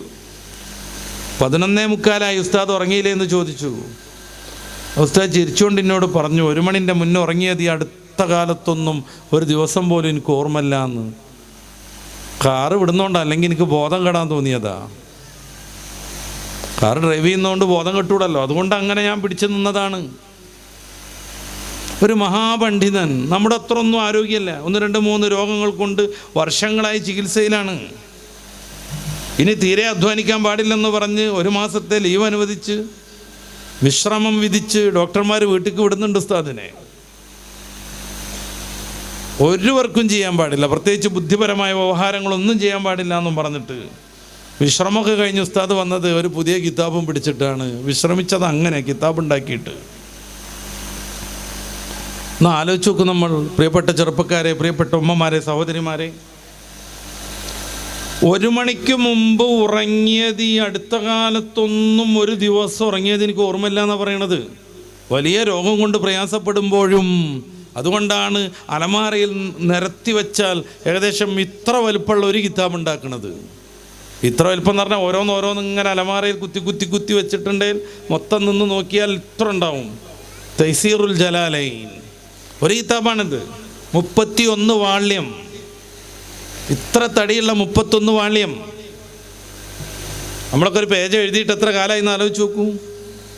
മുതാലിങ്ങളുണ്ട് എൻ്റെ സദസ്സിൽ, അവർ കൂടെ കേൾക്കാനും മനസ്സിലാക്കാനും ഞാൻ അത് പറയുന്നത്. ഒരു പേജ് എഴുതിയിട്ട് എത്ര കാലമായി എന്ന് ആലോചിച്ച് നോക്കൂ. ഇത്രയ്ക്ക് കിതാബ് പ്രിൻ്റ് ചെയ്യണമെന്നുണ്ടെങ്കിൽ ഇതിൻ്റെ 4 ഇരട്ടി എഴുതി കൂട്ടണം. എങ്ങനെ ഇത് സാധിക്കുന്നു? ഇതൊരു കിതാബിൻ്റെ കഥയാണ്. അങ്ങനത്തെ 100 കിതാബുണ്ട്, വലുതും ചെറുതുമായിട്ട്.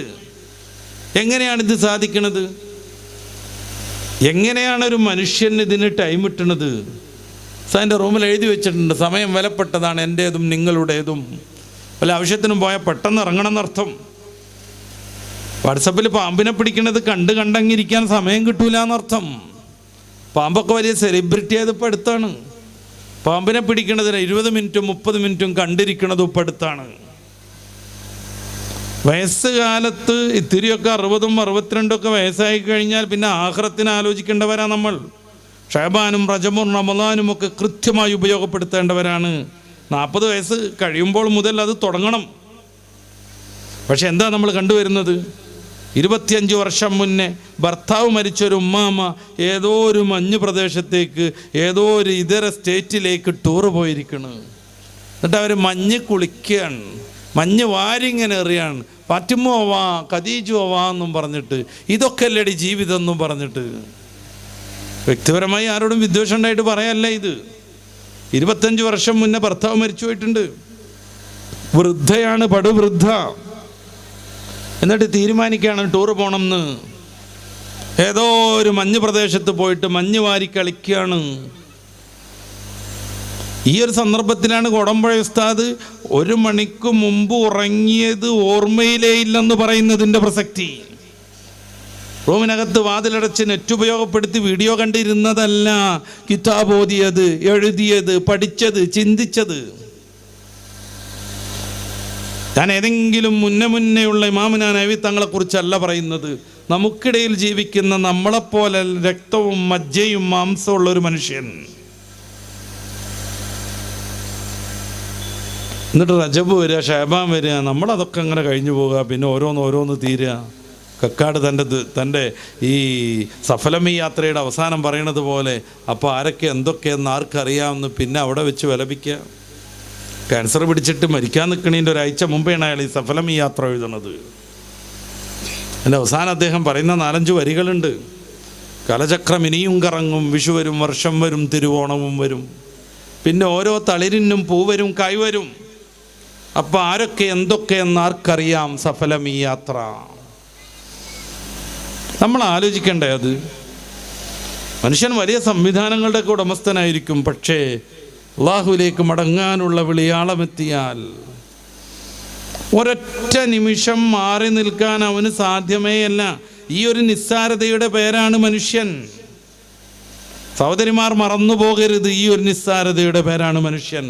പരിശുദ്ധ ഖുർആൻ സൂറത്തുൽ ജുമുഅയുടെ 8-ാമത്തെ വചനത്തിൽ ഇന്നൽ മൗത്തല്ലദീ തഫിറൂന മിൻഹു ഫഇന്നഹു മുലാഖീകും, നിങ്ങൾ ഓടി രക്ഷപ്പെടാൻ ശ്രമിക്കുന്ന മരണം നിങ്ങളെ പിടികൂടുക തന്നെ ചെയ്യുമെന്ന്.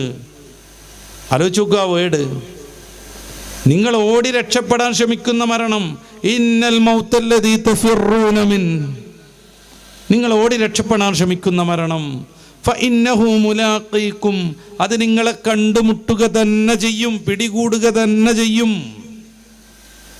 ഈ ഒരു പ്രഭാഷണം പൂർത്തിയാക്കുമെന്ന് എൻ്റെ പ്രിയപ്പെട്ട സഹോദരിമാരെ, സഹോദരന്മാരെ, എനിക്ക് ഉറപ്പില്ല, ഉറപ്പിക്കാൻ പാടില്ല. ഇതെല്ലാം കേട്ട് ദുആയൊക്കെ കഴിഞ്ഞ് വീട്ടിലേക്ക് മനോഹരമായി എത്തിച്ചേരുമെന്ന് ആരും തെറ്റിദ്ധരിക്കരുത്. അള്ളാഹു നിശ്ചയിച്ച സമയമെത്തിയാൽ എവിടെ വെച്ച് നമ്മുടെ റൂഹ് പിടിക്കണമെന്ന് റബ്ബ് തീരുമാനിച്ചോ അങ്ങോട്ടേക്ക് നമ്മൾ കടന്നു വരിക തന്നെ ചെയ്യും. ഇത് മനസ്സിലാക്കാതെ എങ്ങനെയാണ് നമുക്ക് തോന്നിയസം കാട്ടി ജീവിക്കാൻ പറ്റുക? ടൂറ് പോയി മഞ്ഞ് കുളിച്ചിട്ട് പതീജൂനെയും പാത്തുമ്മൂനെയും വിളിക്കാൻ പറ്റുക? എന്തൊരു അപരാധാണിത്. നമ്മുടെ ജീവിതത്തെ, ലക്ഷ്യത്തെ നമ്മൾ മനസ്സിലാക്കണ്ടേ?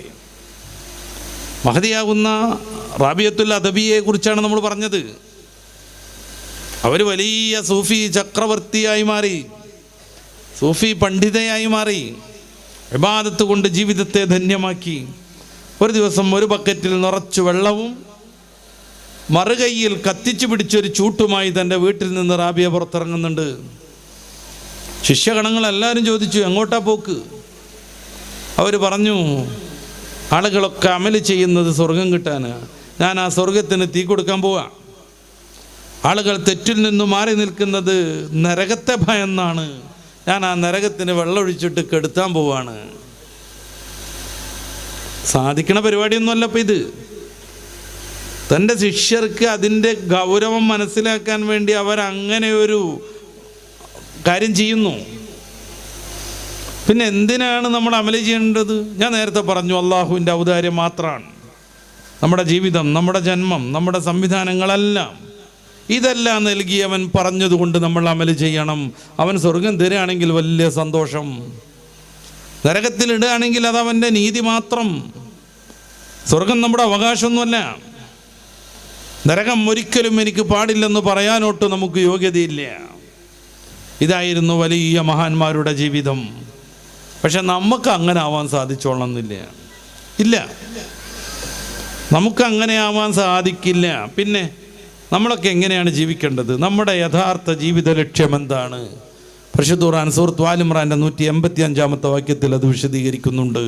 കുല്ലു നഫ്സിൻ ദാഇഖത്തുൽ മൗത്ത്, എല്ലാ ആത്മാവും മരണം ടേസ്റ്റ് ചെയ്യും, എല്ലാ ആത്മാവും മരണം രുചി നോക്കുക തന്നെ ചെയ്യും. ആത്മീയ രംഗത്ത് വലിയ പ്രതാപികളുണ്ടായി, പ്രവാചകന്മാർ. സമയം അല്ലാഹു നിശ്ചയിച്ചവരെല്ലാം മരണപ്പെട്ടു.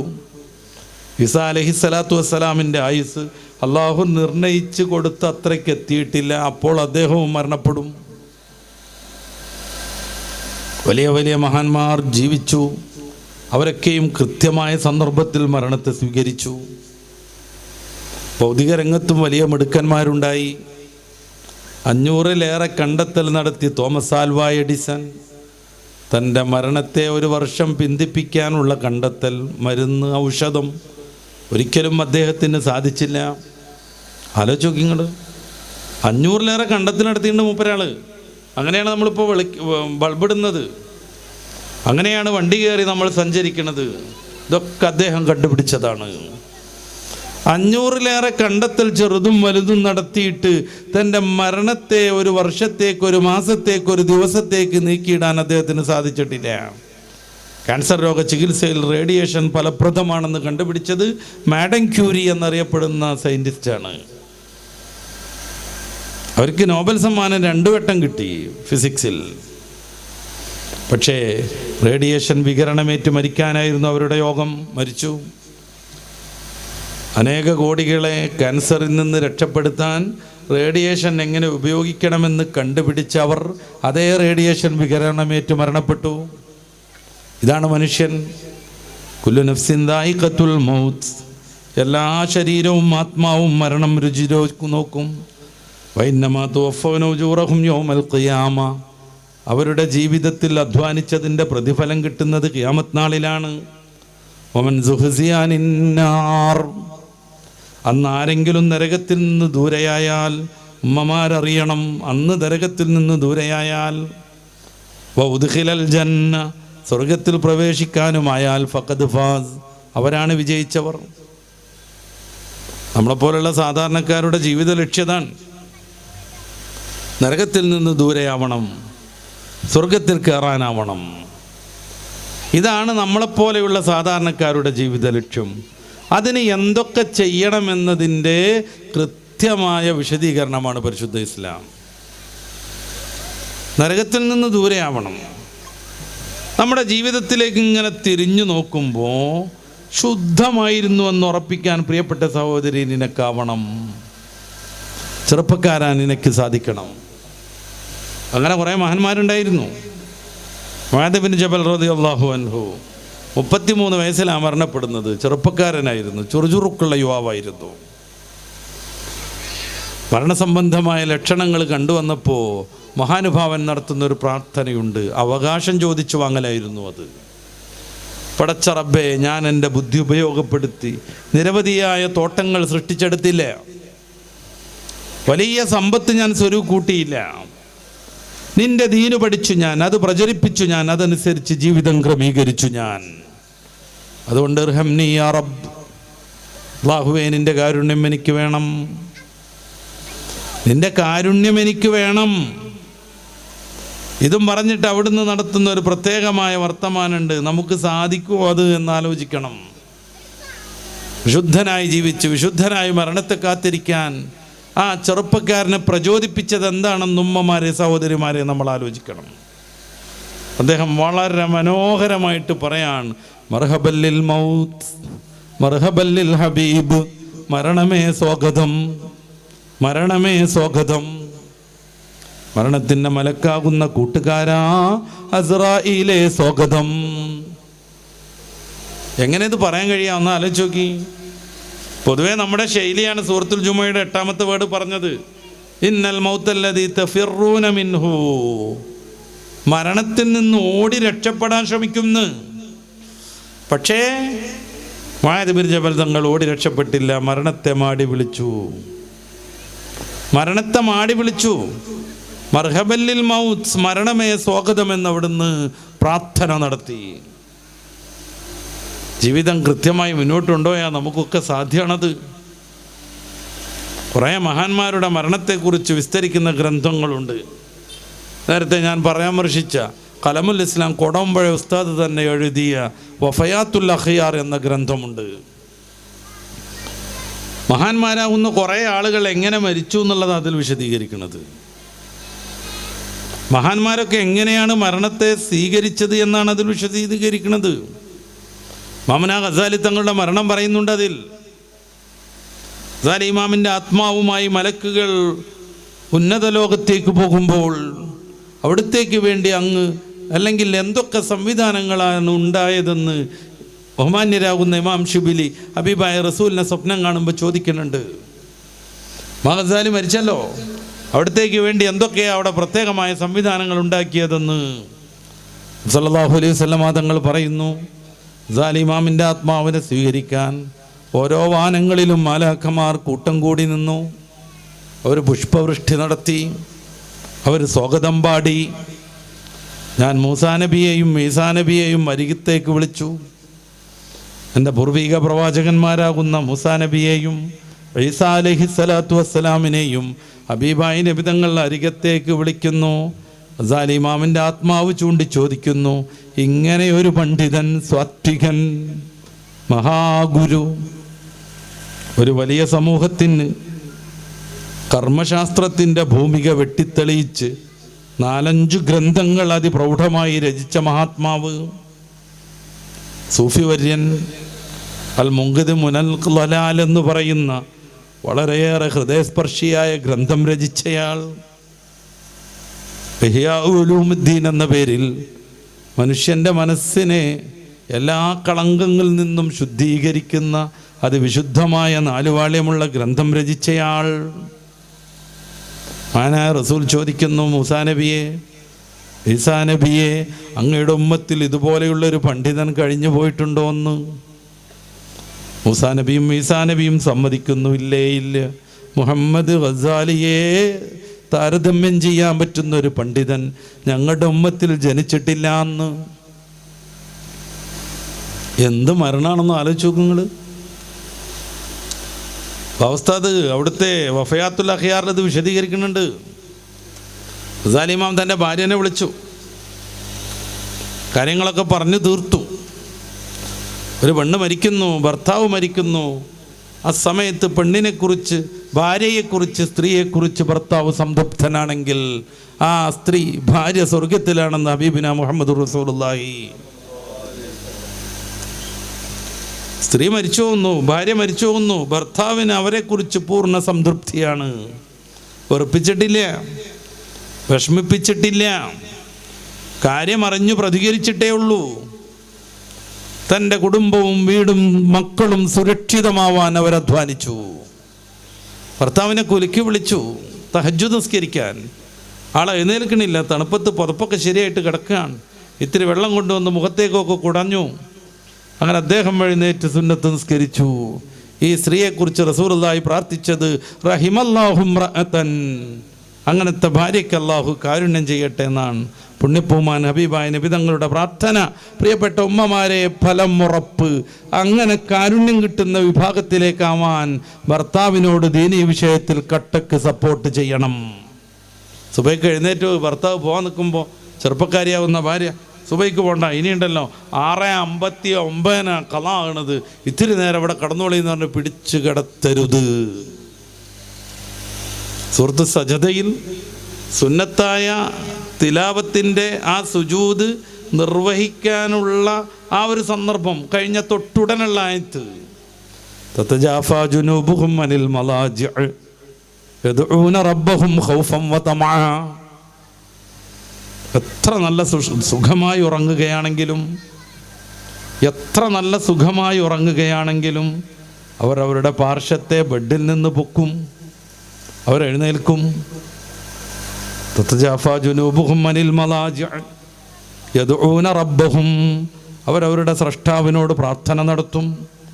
ഖൗഫൻ വതമഅൻ, പ്രതീക്ഷയോടെ, എന്നാൽ ഭയപ്പാടോടെ. പ്രതീക്ഷയുണ്ട്, എന്നെ സ്വീകരിച്ചേക്കും.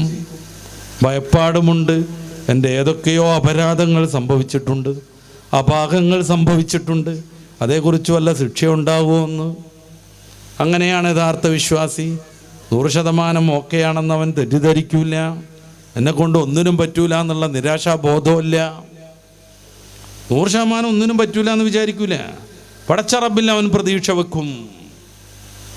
പടച്ച റബ്ബിൽ അവൻ പ്രതീക്ഷ വെക്കും.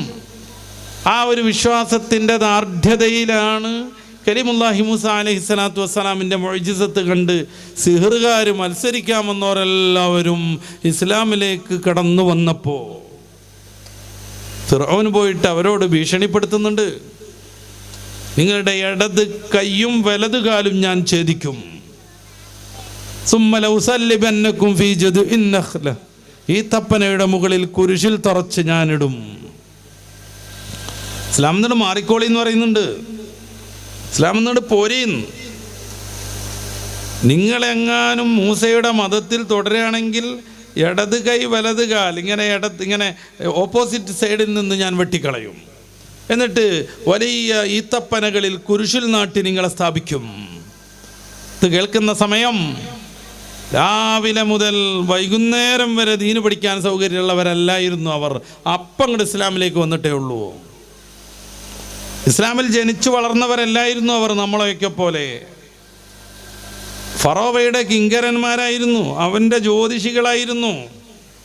പക്ഷേ മൂസ അലൈഹിസ്സലാം നടത്തുന്നത് ജ്യോതിഷമല്ലെന്ന്, മാജിക്കല്ലെന്ന്, കൺകെട്ടല്ലെന്ന് കൃത്യമായി അറിയുന്നത് കൊണ്ട് അവർ ഇസ്ലാമിലേക്ക് കടന്നു വന്നു. ആ സമയത്താണ് മൂസാ നബിയുടെ വിലക്ക് ലംഘിച്ചുകൊണ്ട് ഫറോവയുടെ ഭീഷണി വരുന്നത്. അവരെന്തു പറഞ്ഞു? ഓക്കെ, നിങ്ങളോടൊപ്പം സഹകരിക്കാമെന്ന് പറഞ്ഞോ? പ്രിയപ്പെട്ട ചെറുപ്പക്കാരാലോചിക്കണം, സഹോദരിമാരാലോചിക്കണം.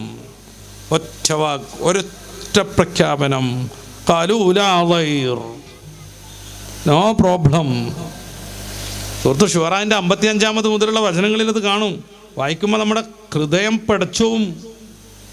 ഖാലൂ ലാ ളൈർ, ഒരു പ്രശ്നമല്ല എന്ന് അവർ പറഞ്ഞു. വെട്ടിക്കോ, തല വെട്ടിക്കോ, കയ്യും കാലും അതിൻ്റെ തുടക്കം മുതൽ പതിയെ പതിയെ പതിയെ പതിയെ വെട്ടി വെട്ടി വെട്ടി വെട്ടി നീ പീസ് പീസായിക്കോ, ഒരു കുഴപ്പമില്ല.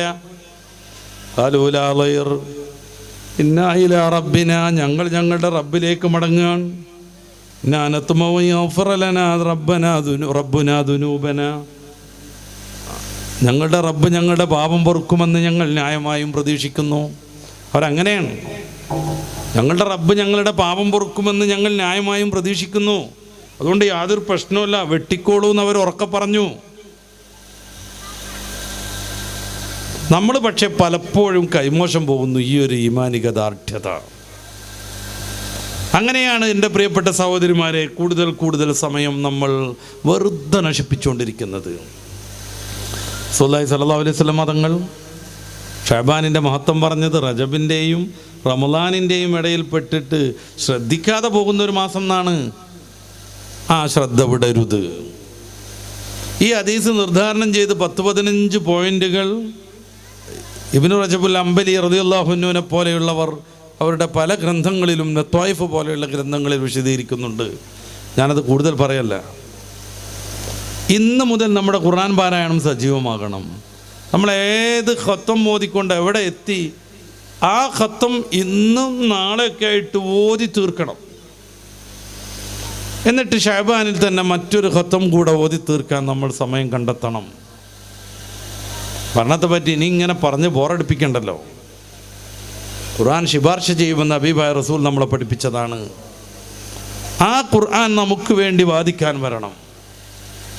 നോമ്പും ഖുർആനും പ്രത്യേകമായി ശുപാർശ ചെയ്യുന്ന ഹദീസിലുണ്ട്. നോമ്പ് വന്ന് റബ്ബിനോട് പറയും, പടച്ചോനെ എനിക്ക് വേണ്ടി നോമ്പെടുത്തയാൾ, ഭക്ഷണപാനീയങ്ങളും മൈഥുനാദികളും ഉപേക്ഷിച്ചയാൾ, കൊടും വേനലിൽ നോമ്പുകാരനായതുകൊണ്ട് കഠിനമായ വിഷമം സഹിച്ചയാൾ, അതുകൊണ്ട് നരകത്ത് കിടരുതെന്ന് പറയും. റസൂലുള്ളാഹി തങ്ങൾ വിശദീകരിക്കാൻ ഖുർആൻ വരും. പടച്ചോനെ നട്ടപ്പാതിരക്ക് എന്നെ പാരായണം ചെയ്യാൻ ഉറക്കമിളച്ചയാൾ, 3 മണിക്ക് എഴുന്നേൽക്കും, തഹജ്ജുദ് നിസ്കരിക്കും, ഖുർആൻ ഓതിക്കൊണ്ടേയിരിക്കും. ബഹുമാന്യരാകുന്ന ഓക്കെ ഉസ്താദിനെ കുറിച്ച് ബഹുമാന്യരാകുന്ന പെരുമൾ ഉസ്താദൊക്കെ പറയുന്നത് കേൾക്കാം. 90 വയസ്സ് കഴിഞ്ഞിട്ടും കണ്ണടയില്ലാതെ എല്ലാ കിതാബും വായിച്ചുകൊണ്ടിരിക്കും. എന്താ പ്രശ്നം? രാത്രി ഏകദേശം 2:30-3 മണിയായാൽ എഴുന്നേൽക്കും, തഹജ്ജുദ് നിസ്കരിക്കും, എന്നിട്ട് സുബഹി വരെ ഖുർആൻ ഓതിക്കൊണ്ടേയിരിക്കും. പലപ്പോഴും പൊട്ടിപ്പൊട്ടിക്കരയും, പലപ്പോഴും പൊട്ടിപ്പൊട്ടിക്കരയും. ചാലിയത്ത് ഉസ്താദ് ദർസ് നടത്തുമ്പോണ്ട് ഭയങ്കരമായ കരച്ചിൽ കേട്ടിട്ട് അയലക്കത്തുള്ള ഒരു തങ്ങൾ ഓടി വരുന്നു. നമ്മുടെ പ്രവർത്തകർ പൈസക്കുള്ള ബക്കറ്റുമായിട്ട് വരുന്നുണ്ട് അല്ലേ? ഇൻഷാ അല്ലാഹ് സ്റ്റേജിൽ നിന്ന് എല്ലാവരും കൊടുത്തു തുടങ്ങി. എന്നിട്ട് വേണം നമുക്ക് ഇതിൻ്റെ പരിപാടി. ഇതിനെപ്പറ്റി കൂടുതൽ പ്രസംഗം നടത്താൻ നമുക്കില്ല കേട്ടോ. ഇതിനെപ്പറ്റി ധാരാളം പ്രസംഗം നടത്താൻ നമുക്ക് പറ്റൂല അല്ലേ? ബക്കറ്റ് തന്നെ തരി. സ്റ്റേജിലെ സ്ഥമാരൊക്കെ കേട്ടോ. ഇതിനെ കൂടുതൽ പ്രസംഗം നടത്തൂല കേട്ടോ, നമുക്കിതിനൊക്കെ ചിലവുണ്ട്. അതുകൊണ്ട് നന്നായിട്ട് തന്നെ നമ്മുടെ സുഹൃത്തുക്കളെ സഹായിക്കണം.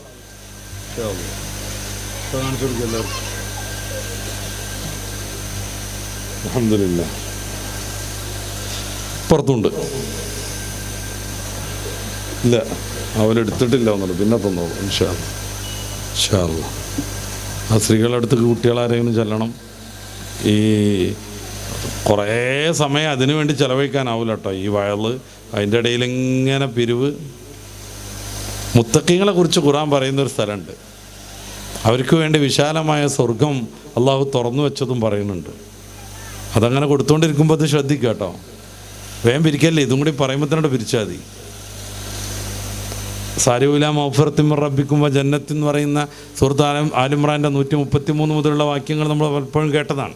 വിശാലമായ സ്വർഗത്തിലേക്ക് വിളിക്കുകയാണ്. അത് മുത്തഖീങ്ങൾക്കാണ് ഖുർആൻ പറയുന്നത്. ആരാ മുത്തഖീങ്ങൾ എന്ന് പറയുമ്പോൾ ഒന്നാമത്തെ പോയിന്റ് എന്താണെന്ന് അറിയാം നിങ്ങൾ? അല്ലദീന യുൻഫിഖൂന ഫിസ്സറാഇ വല്ലറാഇ എന്നാണ്. സാമ്പത്തികമായി ഭദ്രത ഉണ്ടാകുമ്പോഴും കുറച്ചൊക്കെ കുറഞ്ഞാലും അതത് കാലത്തെ ശേഷി അനുസരിച്ച് അവർ ദീനീ സംരംഭങ്ങളിൽ വലിയ സഹായം ചെയ്യുന്നതാണ്. മുത്തഖീങ്ങളാവാൻ താല്പര്യം ഉണ്ടാവില്ല എല്ലാവർക്കും അല്ലേ? വിശാലമായ സ്വർഗത്ത് പോകാൻ താല്പര്യമില്ലേ? ആ ആയത്ത് കേട്ടപ്പോൾ അംർ ഇബ്നു ജമൂഹ് തങ്ങൾ കൊയ്തിൻ്റെ രണാങ്കളത്തിൽ തിന്നാൻ വേണ്ടി എടുത്ത ചെറിയ കാരക്ക പീസ് വലിച്ചെറിഞ്ഞത് സാരി ഓടി വരൂ എന്നാണ് ഖുർആൻ പറയണത്. അപ്പോൾ ഇത് തിന്ന് കഴിയുമ്പോഴേക്ക് വെയിറ്റ് ചെയ്യാൻ പറ്റൂലല്ലോ എന്ന് കരുതിയിട്ട് മൂപ്പരാൾ ചാടി.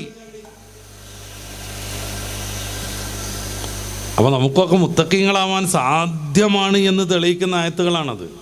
ഒരു തെറ്റും ചെയ്യാത്ത ആളെന്നല്ല, തെറ്റ് ചെയ്താലും തൗബ ചെയ്യുന്നവരെന്ന് അതിൻ്റെ ശേഷം പറയണത്. വൽ കാളിമീനൽ ഗൈള എന്നാണ് രണ്ടാമത് പറയണേ. ദേഷ്യം വന്നാൽ അവർക്ക് അടക്കി ഒതുക്കാൻ കഴിയും. പലർക്കും കഴിയാത്തൊരു മഹത്തായ സ്വഭാവമാണത്. ദേഷ്യം വന്നാൽ ഒതുക്കാൻ കഴിയുക എന്നുള്ളത് വലിയൊരു സംഗതിയാണ്. പ്രിയപ്പെട്ട അമ്മമാരത് നല്ലോണം ശ്രദ്ധിക്കണം. അതുവരെ ഉണ്ടാക്കിയതൊക്കെ എടുത്തുകൊണ്ട് വലിച്ചെറിയണം അമ്മമാരൊക്കെ ഉണ്ട്. ആന്ന് പ്രാഗി പറയണ അമ്മമാരൊക്കെ ഉണ്ട്. ഈ നന്നാവൂലാടാന്നൊക്കെ പറയുന്നവരുണ്ട്. ഒരു പ്രത്യേകമായ സമയമുണ്ട് ഉമ്മമാരെ. ആ സമയത്തോട് നമ്മുടെ പ്രാർത്ഥന ഒത്തു വന്നാൽ അത് സ്വീകരിച്ചിരിക്കും. നീ നന്നാവൂലടാ, നീ കുരുത്തം കെടുകടാന്നൊക്കെ പറഞ്ഞിട്ടുണ്ടെങ്കിൽ മകൻ പിന്നെ രക്ഷപ്പെടുന്ന ഒരിക്കലും തെറ്റിദ്ധരിക്കരുത്. അപ്പോൾ ദേഷ്യം വരുമ്പോൾ ഒന്നിച്ചത് ഒതുക്കാൻ കഴിയണം. വൽ കാളിമീനൽ ഗൈള. മൂന്നാമത് പറയുന്നത് വൽ ആഫീന അനിന്നാസ്. നമ്മുടെ സഹപ്രവർത്തകർ, ബന്ധുക്കൾ, നമ്മുടെ ഭാര്യ, നമ്മുടെ ഭർത്താവ്, നമ്മുടെ മക്കൾ, ഇങ്ങനെ തുടങ്ങിയ ആളുകളിൽ നിന്നും വല്ല അപാകം ഉണ്ടായാൽ അത് അഫുവ് ചെയ്യാനും പൊറുക്കാനും കഴിയുന്നവർ എന്നാണ്. ഇതൊക്കെ എല്ലാവർക്കും പറ്റൂലേ? അല്ല, എല്ലാ കൊല്ലം ഹജ്ജ് ചെയ്യണമെന്നൊന്നും പറഞ്ഞിട്ടില്ലല്ലോ സ്വർഗത്ത് പോകാൻ. ഈ ഒരു 3 കാര്യം. പിന്നെ ഒന്നുകൂടെ പറയുന്നുണ്ട്, വല്ലദീന ഇദാ ഫഅലു ഫാഹിഷതൻ ഔ ളലമു അൻഫുസഹും ദക്കറുല്ലാഹ വസ്തഗ്ഫറു ലിദുനൂബിഹിം. തെറ്റ് വന്നു പോയാൽ അള്ളാഹുവിനോട് ഖേദിച്ചു മടങ്ങും, തൗബ ചെയ്യും. അവരല്ലാഹുവിനെ ഓർക്കും. പിന്നെ ആ തെറ്റിലേക്ക് അവർ മടങ്ങൂല. വലം യുസിറു അലാ മാ ഫഅലു. അവർ പ്രവർത്തിച്ചതിൻ്റെ മേലെ അവർ ഉറച്ച് പിന്നെയും ചെയ്യൂല. ആ തരായി ആളുകൾക്ക്, അவ்விധം ആളുകൾക്ക് അള്ളാഹു വിശാലമായ സ്വർഗം വാഗ്ദാനം ചെയ്യുന്നുവെന്ന് ഖുർആൻ തുടർന്ന് പറയുന്നുണ്ട്. അപ്പോൾ ദീനീ സംരംഭങ്ങൾ സഹായിക്കുക എന്ന് പറഞ്ഞാൽ ഇതൊക്കെ തന്നെയാണ് ഏറ്റവും പ്രധാനപ്പെട്ട സഹായം. നമ്മുടെ സംഘടനാ പ്രവർത്തകർ ഓരോ വിഷയത്തിന് വരും, ഒരു ദിന വരുമാനം നിറഞ്ഞു വരും. അപ്പോഴൊക്കെ അതിനൊക്കെ സഹായം ചെയ്യുക എന്നുള്ളതാണ് സ്വർഗത്തിലേക്ക് പോകാനുള്ള മാനദണ്ഡങ്ങളിൽ ഒന്നാമതായി പറയുന്നത്. ഞാനീ സദക്കയുടെ പ്രഭാഷണം അങ്ങനെ നീട്ടി പറയല്ല. സൂറത്ത് സഫിൻ്റെ അവസാനത്തെ ആയത്ത് കൂടി നിങ്ങളൊന്ന് പരിശോധിച്ചാൽ മതി. അല്ല അദുല്ലുക്കും അലാ തിജാറത്തിൻ തുഞ്ചീക്കും മിൻ അദാബിൻ അലീം. വേദനാജനകമായ ശിക്ഷയിൽ നിന്ന് നിങ്ങളെ രക്ഷപ്പെടുത്തുന്ന ഒരു കച്ചവടം ഞാൻ പറയാം എന്നാണ്. തിജാറ, ഒരു കച്ചവടം. തുഞ്ചീക്കും മിൻ അദാബിൻ അലീം, വേദനാജനകമായ ശിക്ഷയിൽ നിന്ന് അത് നിങ്ങളെ രക്ഷപ്പെടുത്തും. എന്താണ്? തുഅ്മിനൂന ബില്ലാഹ്, അല്ലാഹുവിനെ യഥാവിധി വിശ്വസിക്കും. വതുജാഹിദൂന ഫീ സബീലില്ലാഹി ബിഅംവാലിക്കും വഅൻഫുസിക്കും. നിങ്ങളുടെ സമ്പത്ത് കൊണ്ടും ശരീരം കൊണ്ടും ദീനീ മാർഗത്തിൽ സേവനം ചെയ്യുക. അപ്പോൾ ഇത് മാത്രമല്ല, നമ്മുടെ പള്ളി പലവട്ടം നമ്മുടെ പഞ്ചായത്ത് പ്രസിഡന്റ് പോലും നമ്മുടെ പള്ളിയെയും ഇവിടെയുള്ള നമ്മുടെ പ്രവർത്തകരെയും ഒക്കെ കുറിച്ച് പറയണ്ടായി. അപ്പോൾ അക്കാര്യത്തിലൊക്കെ നമ്മൾ ശ്രദ്ധയോടുകൂടെ മുന്നിൽ നിൽക്കണമെന്ന് ഓർമ്മപ്പെടുത്തി നമുക്ക് നമ്മുടെ വിഷയത്തിലേക്ക് തന്നെ പോകാൻ തോന്നുന്നു. അപ്പോൾ ഷഅബാൻ പോലെയുള്ള നല്ല നല്ല സന്ദർഭങ്ങളെ ഉപയോഗപ്പെടുത്തിയിട്ട് നമ്മൾ നമ്മുടെ ലക്ഷ്യത്തിലേക്ക് അടുക്കാൻ സാധിക്കണം, കഴിയണം, ശ്രമിക്കണം. അപ്പോൾ സ്ത്രീകൾക്കൊക്കെ അള്ളാഹുവിൻ്റെ റസൂൽ നൽകുന്ന വലിയൊരു ഓഫറാണത്. അള്ളാഹു അവർക്ക് കാരുണ്യം ചെയ്യുമെന്ന്. എന്താ കാര്യം? അവർ ഭർത്താവിനെ സഹായിക്കുന്നു, ഭർത്താവിനെ വേണ്ട വിധത്തിൽ പരിചരിക്കുന്നു, വേണ്ട വിധം ഉൾക്കൊള്ളുന്നു. മൗലാന ഗസാലി തങ്ങൾ പ്രിയപ്പെട്ട ഭാര്യനെ അടുത്ത് വിളിക്കുകയാണ്, കാര്യങ്ങളൊക്കെ പറഞ്ഞ് മനസ്സിലാക്കി കൊടുക്കുകയാണ്, ഇടപാടുകളൊക്കെ ഏർപ്പെടുത്തുകയാണ്, പറഞ്ഞു കൊടുക്കുകയാണ്. അവർ തമ്മിലുള്ള ജീവിതത്തിൽ എപ്പോഴെങ്കിലും സംഭവിച്ചിട്ടുള്ള ഇഷ്ടപ്പെടാത്ത വല്ല സംഗതി ഉണ്ടെങ്കിൽ അത് പൊറുക്കാൻ വേണ്ടി രണ്ടുപേരും ആവശ്യപ്പെടുകയാണ്. ഇതൊക്കെ കഴിഞ്ഞിട്ട് ഇനി നിങ്ങൾ അകത്തേക്ക് പോയിക്കോളൂ, നിങ്ങൾക്ക് കാണാൻ പറ്റാത്ത ചില ആളുകൾ എന്നെ സന്ദർശിക്കാൻ വരുന്നുണ്ട് എന്നും പറഞ്ഞിട്ട് പ്രിയപ്പെട്ട ഭാര്യയെ അകത്തേക്ക് പറഞ്ഞയക്കുകയാണ്. കഫൻ തുണി നിവർത്തി വെച്ചിട്ട് ഇഷ്ടം പോലെ സുന്നത്ത് നിസ്കരിച്ചിട്ട് ഖുർആൻ ഓതിയിട്ട് പ്രാർത്ഥനാനിരതനായിട്ട് അങ്ങോട്ട് മരിക്കുകയാണ്. എന്തൊരു മരണം ആലോചിച്ച് നോക്കുമ്പോൾ. സുജൂദിൽ കിടന്ന് മരിച്ച പണ്ഡിതന്മാരെ കുറിച്ച് കിതാബുണ്ട്. സുജൂദിൽ കിടന്ന് മരിച്ച പണ്ഡിതന്മാരുടെ മാത്രം കഥ പറയുന്ന കിതാബുണ്ട്. ജീവിതത്തിൻ്റെ ദൗത്യമൊക്കെ അങ്ങോട്ട് നിർവഹിച്ചിട്ട് പടച്ച റബ്ബിനോട് കേണ് പറഞ്ഞ് സുജൂദിൽ അങ്ങോട്ട് മരണപ്പെടുക. എന്തൊരു വലിയ അനുഗ്രഹമാണ്. നോമ്പിൻ്റെ ദിവസം മരണപ്പെട്ടാൽ സ്വർഗത്തിൽ കയറുമെന്ന് ഹദീസുണ്ട്. നോമ്പുകാരനായി മരണപ്പെട്ടാലും നോമ്പിൻ്റെ രാത്രിയിൽ മരണപ്പെട്ടാലും അന്ന് അവൻ സ്വർഗത്തിലെത്തുമെന്ന് ഹദീസിലുണ്ട്. പരിശുദ്ധ ഇസ്ലാമിൻ്റെ ഒരു സന്തോഷം ഇതാണ്. റസൂലുള്ളാഹി സ്വല്ലല്ലാഹു അലൈഹി വസല്ലം ദീനിനെ നിർവചിച്ചത് ഇന്നദ്ദീന യുസ്റുൻ എന്നാണ്. ദീൻ എന്നാൽ ഏറ്റവും ലളിതമാണ്. വിജയത്തിന് നമ്മുടെ മുമ്പിൽ വളരെ ലളിതമായ മാർഗങ്ങൾ പരിശുദ്ധ ഇസ്ലാം പരിചയപ്പെടുത്തുന്നു. ഇത് മനസ്സിലാക്കാതെയാണ് ഉമ്മനെയും വാപ്പനെയും ലംഘിച്ച് ലിബറലിസ്റ്റുകളും നാസ്തികരുമായി കുറേ ചെറുപ്പക്കാരൊക്കെ മാറുന്നത്. നമ്മളെ നിയന്ത്രിക്കുന്നത് ആരാണ് എന്ന് പ്രിയപ്പെട്ട സഹോദരിമാരെ നമ്മളൊന്ന് നിർണ്ണയിക്കണം. അതാണ് പ്രധാനം. നമ്മൾ ആരാ നിയന്ത്രിക്കുന്നത്? നമ്മുടെ വേഷം മുതൽ നമ്മുടെ സംസ്കാരം വരെ ആരാണ് നിയന്ത്രിക്കുന്നത്? നമ്മൾ എന്ത് ഉപയോഗിക്കണം, ഉപയോഗിച്ചുകൂടെന്ന് ആരാ നിർണ്ണയിച്ചുകൊണ്ടിരിക്കുന്നത്? പലപ്പോഴും നമ്മുടെ നിയന്ത്രണത്തിൽ നിന്ന് അതൊക്കെ പോയിരിക്കുന്നുവെന്ന് നമ്മൾ മനസ്സിലാക്കണം. നമ്മുടെ മക്കൾ ആനന്ദത്തിന് വേണ്ടി മയക്കുമരുന്നുകളെ ഉപയോഗപ്പെടുത്തിക്കൊണ്ടിരിക്കുന്നു. ഇതാരാണ് അവരെ പ്രേരിപ്പിച്ചുകൊണ്ടിരിക്കുന്നത്? ആരാണ് അവരെ പ്രേരിപ്പിച്ചുകൊണ്ടിരിക്കുന്നത്? എന്തെങ്കിലും ടെൻഷൻ ഉണ്ടാകുമ്പോഴേക്ക് കള്ള് കുടിക്കണമെന്ന് സിനിമ നിരന്തരം പറഞ്ഞുകൊണ്ടിരിക്കുന്നു. നിന്നോട് ആരെങ്കിലും വിദ്വേഷം വെച്ച് പുലർത്തിയിട്ടുണ്ടെങ്കിൽ അവരെ നീ നിഗ്രഹിക്കണമെന്ന് സിനിമ പറഞ്ഞുകൊണ്ടിരിക്കുന്നു. ഈ തെക്ക് ഭാഗത്താണ് ഈ വർഷം ന്യൂ ഇയർ അല്ലേ, ജനുവരി 1-ാം തീയതി ആഘോഷിക്കാൻ വേണ്ടി പലരും ഇരിക്കുമ്പോൾ 14 വയസ്സും 16 വയസ്സുള്ള 2 കുട്ടികൾ, ആൺകുട്ടികൾ, 2 പെൺകുട്ടികളെ കയ്യും പിടിച്ചിട്ട് ഇരുട്ടുള്ളൊരു പൊന്തക്കാടിലേക്ക് പോകുന്നത് കണ്ട് ഒരു ചെറുപ്പക്കാരൻ ചോദ്യം ചെയ്യുന്നത് ഈ വർഷം ജനുവരി 1-ാം തീയതി 2 പെൺകുട്ടികളെയും പിടിച്ചിട്ട് ഇരുട്ടത്തേക്ക് പൊന്തക്കാട്ടിലേക്ക് പോകുകയാണ് 14-കാരനും 16-കാരനും. ഇത് ചോദ്യം ചെയ്ത ചെറുപ്പക്കാരനോട് അവർ ഉത്തരം പറഞ്ഞത് കത്തി കൊണ്ടായിരുന്നു. ഈ 14-കാരനും 16-കാരനും ചേർന്ന് ആ ചെറുപ്പക്കാരൻ്റെ നെഞ്ചിൽ 17 ഇടത്താണ് കത്തി കുത്തി ആഴ്ത്തിയത്. 17 ഇടം. തൽക്ഷണം ആ ചെറുപ്പക്കാരൻ മരണപ്പെടുന്നു. ആരാ ഇങ്ങനെ ഒരു പ്രേരണ നൽകുന്നത്? 14 വയസ്സുള്ള കുട്ടിക്ക് തൻ്റെ അഫയറിനെയും കൈ പിടിച്ചുകൊണ്ട് നട്ടപ്പാതിരക്ക് പൊന്തേക്ക് പോകാൻ പ്രോത്സാഹനം നൽകുന്നത് ആരാണ്? അതിനാരെങ്കിലും ചോദ്യം ചെയ്താൽ കുത്തിമലർത്തണമെന്ന് അവനെ പഠിപ്പിച്ചതാരാണ്? പിറ്റേ ദിവസം മാധ്യമങ്ങളിൽ ചർച്ച വന്നിരുന്നു. ആ സമയത്ത് തന്നെ തിയേറ്ററുകളിൽ നിറഞ്ഞോടിക്കൊണ്ടിരിക്കുന്ന ഒരു സിനിമയിൽ ഇതേ കഥയുണ്ടത്രേ. അറിയില്ല, നമുക്ക് വായിച്ച പരിചയമേ ഉള്ളൂ. നമ്മുടെ കുട്ടികളൊന്നും ഈ ലോകത്തല്ല ജീവിക്കുന്നത്, നമ്മുടെ വീട്ടിലുണ്ടാകും. ഫ്രീക്കന്മാർ എന്നൊക്കെ പേരിൽ അവഗണിക്കപ്പെടുന്ന ഒരു സമൂഹമുണ്ട്. ചേർത്ത് പിടിക്കാൻ നമുക്ക് കഴിയണം. അവരുടെ ലക്ഷണം പോലും ഇന്ന് കൃത്യമായി ലഭ്യമാണ്. ഇന്ന് ഈ വാഴ്ന്നു കഴിഞ്ഞതിന് ശേഷം നിങ്ങളൊന്ന് ഗൂഗിൾ ചെയ്യുക ഫ്രീക്കന്മാരുടെ അടയാളം എന്ന്, നിങ്ങൾക്ക് കിട്ടും. നിസ്കാരത്തിൻ്റെ ഫർള് 14 എന്ന് പറയണ പോലെ ഒരു 10-11 അടയാളങ്ങൾ. അങ്ങനെയാണ്. ഒരിക്കലും കുളിക്കാൻ പാടില്ല എന്നുള്ളതാണ് ഒന്നാമത്തെ. മുടി വീതങ്ങളായി ക്രീം തേച്ചിട്ട് കാക്ക കൂട് നിർമ്മിച്ച പോലെ ആക്കി തീർക്കണം എന്നുള്ളതാണ് രണ്ടാമത്തത്. ഓരോ വിരലിലും 2-3 മോതിരങ്ങൾ ഇടണമെന്നതാണ് 3. കിട്ടിയ കഷ്ണവും തുണിയും നൂലും ഒക്കെ കയ്യിൽ ഇങ്ങനെ ചുറ്റി കെട്ടി വെക്കണം എന്നുള്ളതാണ് 4-മത്തേത്. അങ്ങനെ ഓരോന്ന്. ഇങ്ങനെ അടങ്ങി നിൽക്കാൻ പാടില്ല, അത് വേറൊരു ലക്ഷണമാണ്. ഇളകിക്കൊണ്ടിരിക്കണം, അങ്ങനെ ഇളകണം, ഇളകിക്കൊണ്ടിരിക്കണം, അത്രേ പറ്റുള്ളൂ. പിന്നെ ഇംഗ്ലീഷ് പാട്ടേ കേൾക്കാൻ പറ്റൂ, അത് ചെവി തിരികിയാലും പുറത്തുള്ളവരൊക്കെ കേൾക്കും വിധം ശബ്ദത്തിലിടണം. ഒരക്ഷരം മനസ്സിലായില്ലെങ്കിലും അതനുസരിച്ച് ആടിക്കൊണ്ടിരിക്കണം. ആരാ എൻ്റെ മോനെ നമ്മളെ നിയന്ത്രിക്കണത്? ട്രൗസറേ ഇടാൻ പറ്റുള്ളൂ, അത് പൂച്ച കടിച്ചതുപോലെ അവിടെ ഇവിടെയും മാന്തി പൊളിക്കണം. ചെറിയൊരു ടീഷർട്ട്, പിന്നെ ഒരു കഴുത്തിലൊരു മാല, ക്യാപിറ്റൽ ലെറ്റർ Y എഴുതിയ റെയിൻബോയുടെ മഴവില്ലിൻ്റെ കളറുള്ള ഒരു ലോക്കറ്റ് വേണം. സാത്താനാരാധനക്കാരുടെ ഔദ്യോഗിക ചിഹ്നം. ആരാ നമ്മളെ നിയന്ത്രിക്കുന്നത്? ആരാ നമ്മളെ നിയന്ത്രിക്കണത്? നമ്മൾ കണ്ടുപിടിക്കണ്ടേ അത്?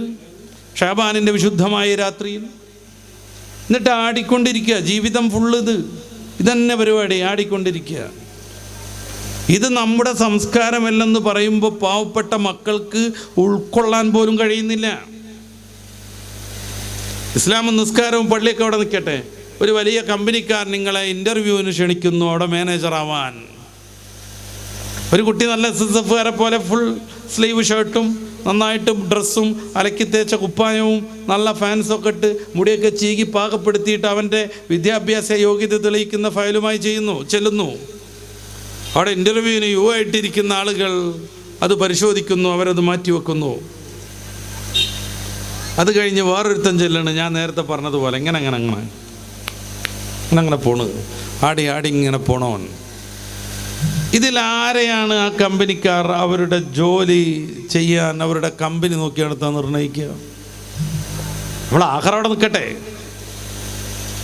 ഇതിലാരെയാണ് അവരുടെ കമ്പനിക്ക് ജോലിക്ക് വേണ്ടി തിരഞ്ഞെടുക്കുക? ഒരിക്കലും ഈ ആടിച്ചെന്ന സ്പ്രിങ്ങുമ്പോൾ നടക്കുന്ന ചങ്ങാതിനെ ഒരു വഴിക്കടുപ്പിക്കൂല. എന്തേ കാര്യം? പക്വമായൊരു കാര്യം ചെയ്യാൻ അവന് കഴിയില്ലെന്നതിൻ്റെ തെളിവാണ് അവൻ്റെ വേഷം, അവൻ്റെ ബോഡി ലാംഗ്വേജ് പോലും. ഇവിടെ ഒരു കടുക്കനിട്ടിട്ടുണ്ടാവും, ശരീരമാസകലം പച്ച കുത്തിയിട്ടുണ്ടാവും. ഈ പിരാന്ത് നമ്മുടെ കേരളത്തിലുള്ളതല്ല, കേരളത്തിൽ വന്ന് തുടങ്ങിയിട്ടേ ഉള്ളൂ. മൂച്ചിപ്പിരാന്താണ് പല യൂറോപ്യൻ നാടുകളിലും. ഓസ്ട്രേലിയയിൽ ഒരു ചെറുക്കൻ അന്യഗ്രഹ ജീവിയാകാൻ വേണ്ടി അവൻ്റെ ശരീരത്തിൽ കുറേ മാറ്റങ്ങൾ വരുത്തി നല്ല 2 കൊമ്പ് ഫിറ്റ് ചെയ്തു. ഇവിടെ ഒട്ടിച്ചു വെച്ചിരിക്കല്ല, സർജറി നടത്തി അവിടെ പിടിപ്പിച്ചു. നാക്ക് 2ആയി ഛേദിച്ചു, പാമ്പിൻ്റെ നാക്ക് പോലെ. എങ്ങനെയായി അത്? ഈ മൂക്കിൻ്റെ ഇവിടെ മുതൽ പൊക്കിളിൻ്റെ മേലെ മുതൽ ശരീരത്തിൻ്റെ പല ഭാഗങ്ങളിലും ഓട്ട കുത്തിയിട്ട് ഉരുണ്ട കടുക്കനിട്ടു. ശരീരമാസകലം പച്ചകുത്തി, ചെവി വെട്ടിക്കൂർപ്പിച്ചിട്ട് ലുട്ടാപ്പിനെ പോലെ നിർത്തി. ഇങ്ങനെ എന്തേ ഇപ്പോൾ അവന് വലിയ സന്തോഷമായി. എന്തേ കാര്യം? ഇപ്പോൾ അന്യഗ്രഹ ജീവിയായി എന്നാണ്. ഈയിടെ ചെങ്ങാതി പത്രസമ്മേളനം നടത്തിയിട്ട് പറഞ്ഞു, എനിക്ക് ഭ്രാന്താന്ന് എല്ലാവരും പറയണം, എന്നെ ജോലിക്ക് വിളിക്കണില്ല എന്ന്. അതാ ഓന് ഭ്രാന്താന്ന് പറഞ്ഞല്ലോ. ഞങ്ങളൊക്കെ മലപ്പുറം ഭാഷയിൽ പറയണം മൂച്ചിപ്പിരാന്ത്, അപ്പോഴേ അങ്ങോട്ട് ശരിയാവുള്ളൂ. വെറും ഭ്രാന്ത് എന്ന് പറയാൻ പറ്റില്ല. ഇത് ജനറൽ ഭ്രാന്തല്ലത്, ഇത് നല്ല മുഴുത്ത കൊടും ഭ്രാന്താണ്. ഇതിൻ്റെ ബാക്കിയാണ് നമ്മുടെ നാട്ടിൽ കുട്ടികൾ ചെയ്യണത്. ഇവിടെ തുളക്കുക, ഇടുക, പിന്നെ ശരീരത്തിൽ പലയിടങ്ങളിൽ പച്ച കുത്തുക. നിസ്കാരം ശരിയാവില്ല, നമ്മൾ മനസ്സിലാക്കണം. പച്ച കുത്തിയിട്ട് കാണുന്ന പച്ച കളർ ബ്ലഡിൻ്റെ അടയാളാണ്. മുറിപ്പെടുത്തിയിട്ട് അതിൽ പ്രത്യേകമായ കെമിക്കലുകളിട്ട് കളർ ചേഞ്ച് ചെയ്യുന്നതാണ്. നമ്മൾ ആരാ നിയന്ത്രിച്ചുകൊണ്ടിരിക്കുന്നത്? ഒരു പെൺകുട്ടിക്ക് പുറത്തിറങ്ങണം എന്നുണ്ടെങ്കിൽ 4-5 സാധനം വാരി തേക്കണം. ആരാ നമ്മളെ അതിലേക്ക് പാകപ്പെടുത്തിയത്? ആദ്യം ശരീരമാസകലം പുട്ടിടണം, പെയിൻറ്റിങ്ങിൻ്റെ മുമ്പ് ചുമര് കാട്ടണത് പോലെ. അത് ഒഴുകിപ്പോകാതിരിക്കാൻ സ്പ്രേ അടിക്കണം. അതിന് മിനുസുണ്ടാകാൻ വേറൊരു സാധനം തേക്കണം. കണ്ണിലൂടെ ഇങ്ങനെ കറുത്ത സാധനം എഴുതണം, ചുണ്ടിന് ചോപ്പടിക്കണം, ഈ ഭാഗത്ത് റോസ് അടിക്കണം. എന്നിട്ട് ദേഷ്യം പിടിച്ചവർ ഇങ്ങനെ നടക്കണം. ദേഷ്യം പിടിച്ചിട്ടല്ല, വല്ലാതെ ഉള്ളിക്ക് നാവ് പോയാൽ, പല്ല് പോയാൽ, ചുണ്ട് പോയാൽ അവിടുത്തെ കളർ ചേഞ്ച് ആവും. അതില്ലാതിരിക്കാനും ഇങ്ങനെ നടക്കണത്. ആരാ നമ്മളെ ഇതൊക്കെ പഠിപ്പിച്ചത്? ഒരു ശരാശരി സാമ്പത്തികമായി വലിയ ഭദ്രതൊന്നുമില്ലാത്ത കുടുംബത്തിലെ പെൺകുട്ടി പോലും പുറത്തിറങ്ങുമ്പോൾ അങ്ങനെയാണ്. ഈ മേഖലയിൽ എങ്ങനെയെന്ന് എനിക്കറിയില്ല. മലബാറിൻ്റെ ഒക്കെ പല മേഖലയിലും ഇപ്പോൾ വലിയ സമ്പന്നന്മാരാകുന്ന ആളുകൾക്ക്, ദീനിനോടൊന്നും വലിയ താല്പര്യമില്ലാത്ത ആളുകൾക്ക് കുട്ടിയെ ഒരുക്കാനാന്നും പറഞ്ഞ് 4-5 പ്രൊഫഷണൽ ടീം വരും, ആണും പെണ്ണൊക്കെ അടക്കം. കല്യാണ പെൺകുട്ടിയെ അവരിങ്ങോട്ട് ചമയിച്ചൊരിക്കും. അവർ വിചാരിക്കണ മോഡൽ ഇങ്ങോട്ട് ആക്കി തരും. എന്നിട്ട് ഈ പെണ്ണിനെ ഡിസ്പ്ലേക്ക് വെക്കുകയാണ് ടെക്സ്റ്റൈൽസിൻ്റെ മുമ്പിലെ സ്റ്റാച്ചുവിൻ്റെ പോലെ. പന്തലിൻ്റെ ഒരു മൂലയ്ക്ക് വലിയ സ്റ്റേജൊക്കെ ഉണ്ടാക്കിയിട്ട് പിന്നെ ആഘോഷങ്ങൾ നടക്കുകയാണ്. LKGയിലെ ഗ്രൂപ്പുകാരെ സംഗമം, എല്ലാ പയ്യന്മാരും ഒപ്പം നിന്ന് ഫോട്ടോ എടുക്കൽ, SLCക്കാരുടെ ഗ്രൂപ്പ്, ഡിഗ്രിക്കാരുടെ ഗ്രൂപ്പ്, അയൽവാസി ഗ്രൂപ്പ്, നാട്ടുകാരുടെ ഗ്രൂപ്പ്, എന്തെല്ലാം ഗ്രൂപ്പാണിപ്പോൾ.